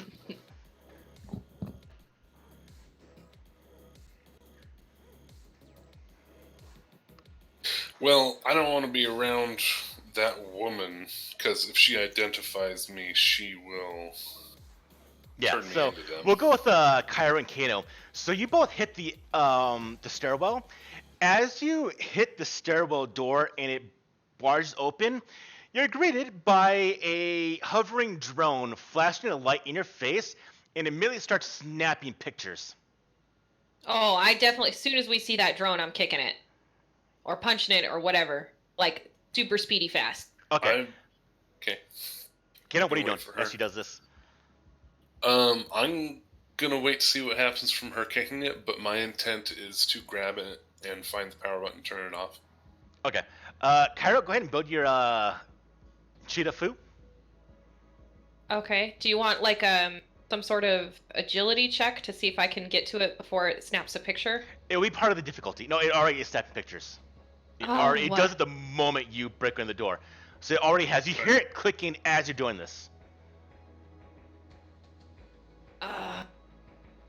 And so the difficulty will be based on essentially a combination of its own thing plus the height, the fact that it's floating. Okay. Well, it may not be a kick. Like if I can't obviously reach it with my leg, then I'll punch it. Based on your ability and the way you're built, I'll say you can reach it. If you want to kick it, you can. You Okay, can reach it as it is. Okay, and there's no chance of me being quicker. You could grapple it too. But no. Well, You won't be quicker than the fact that it's already been. It's now clicking. It's clicking. Essentially recordings. The moment they're open, so that's already happening. So that will not be prevented. okay. Well, my intention of hitting it was trying to get to it before it could take any pictures of me. So if that's not at all possible,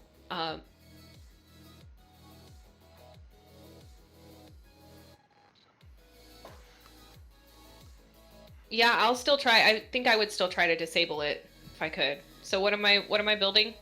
It'd be a straight attack pool. So it's going to be your Cheetah Fu. Okay. And this is going to be now a medium check would be 2 purple, so put in 2 purple. This thing is flying, so you have to get to it. I'm gonna make it 3 purple, so add 1 more, and a black because again it's not really that easy to hit. And that's gonna be the base pool. Go ahead and roll. Okay. Can I try to, as I hit it, slam it into the wall? That would be based. Essentially, that result is dependent on how well you roll. Okay. Okay. In this case, right when you leap up to get to it, it fans up and out of reach. Okay. I'm probably just gonna keep running. Okay. So, Kano, you watch as Cairo burst open the door. You hear the drone start snagging pictures. Immediately, as she, in just fluid motion, goes to strike it, it rises up, and Cairo, in momentum, keeps running down the staircase. Okay, I'm still gonna try to grapple it. Okay. Same thing with you. Go ahead and build. This will actually be a brawl pool, or it'll be a athletics. Nope, there you go, brawl. All right. I want to make the difficulty again. With the 3 threats she rolled, I'm actually going to make it a bit harder. So I want to throw in 1 red and 2 purple.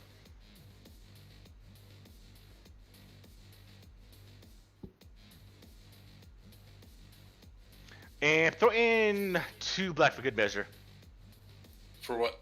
It is now higher off the ground, plus a combination of her. I just walk up the stairs to account for that. Oh, it's in the middle. It's a spiral staircase.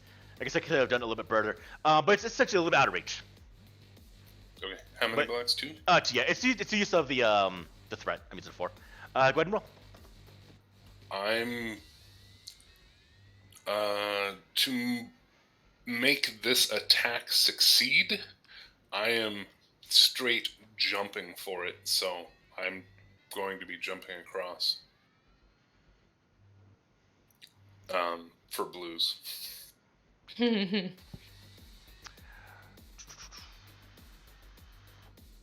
Okay, put in a blue. Go ahead and roll. Okay. You go up and you do catch it in the air, and you feel the fans try to ignite to lift itself up, but it can't because of the weight, and so you drag it back down to the ground.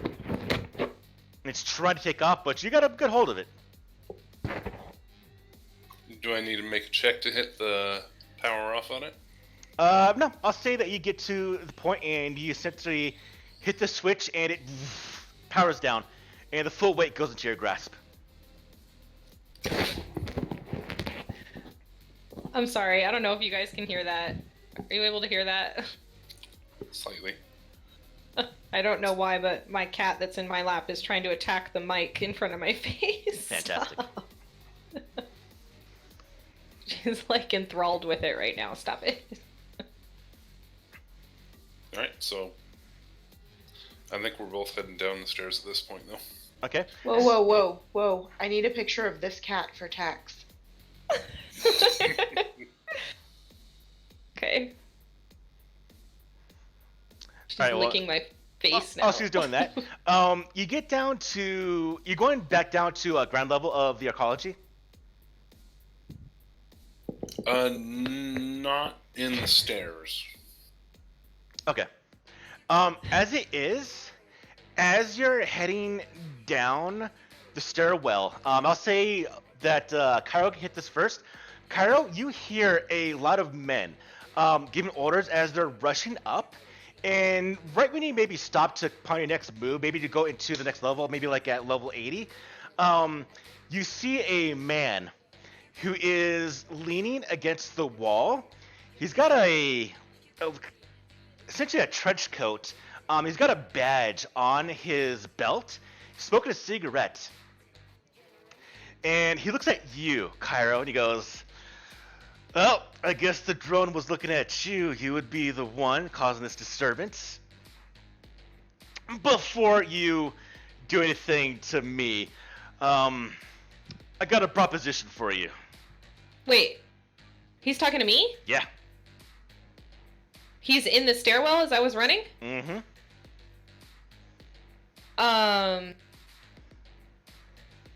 You said it's a spiral staircase? Yeah.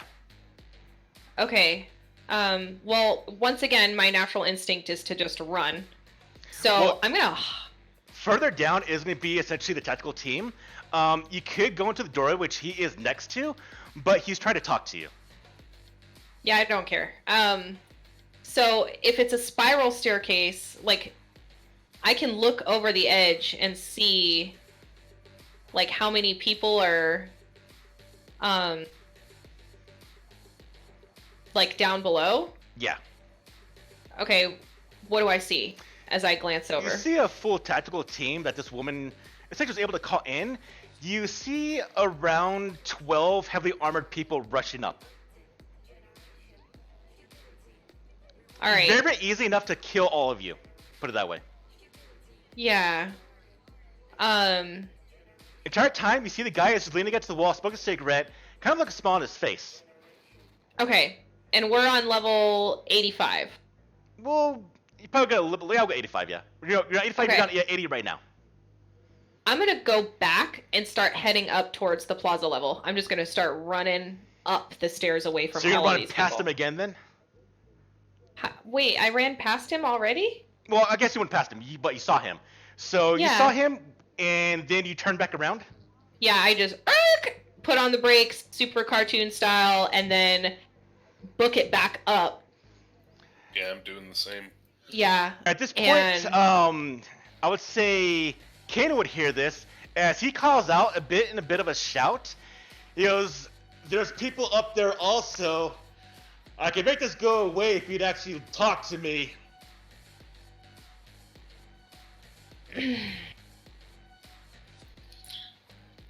How would there be people? Oh my. It's a despair. That's what they're used for. Yeah. They make bad Alright, things well- happen. I'm gonna enter the floor above him and make for the elevators. Yeah, I'll go with Kano. Okay, so ignoring this guy, you're gonna have to deal with this tactical team, which is highly dangerous. So that'll probably be saved for the next game then. So I would call the game here.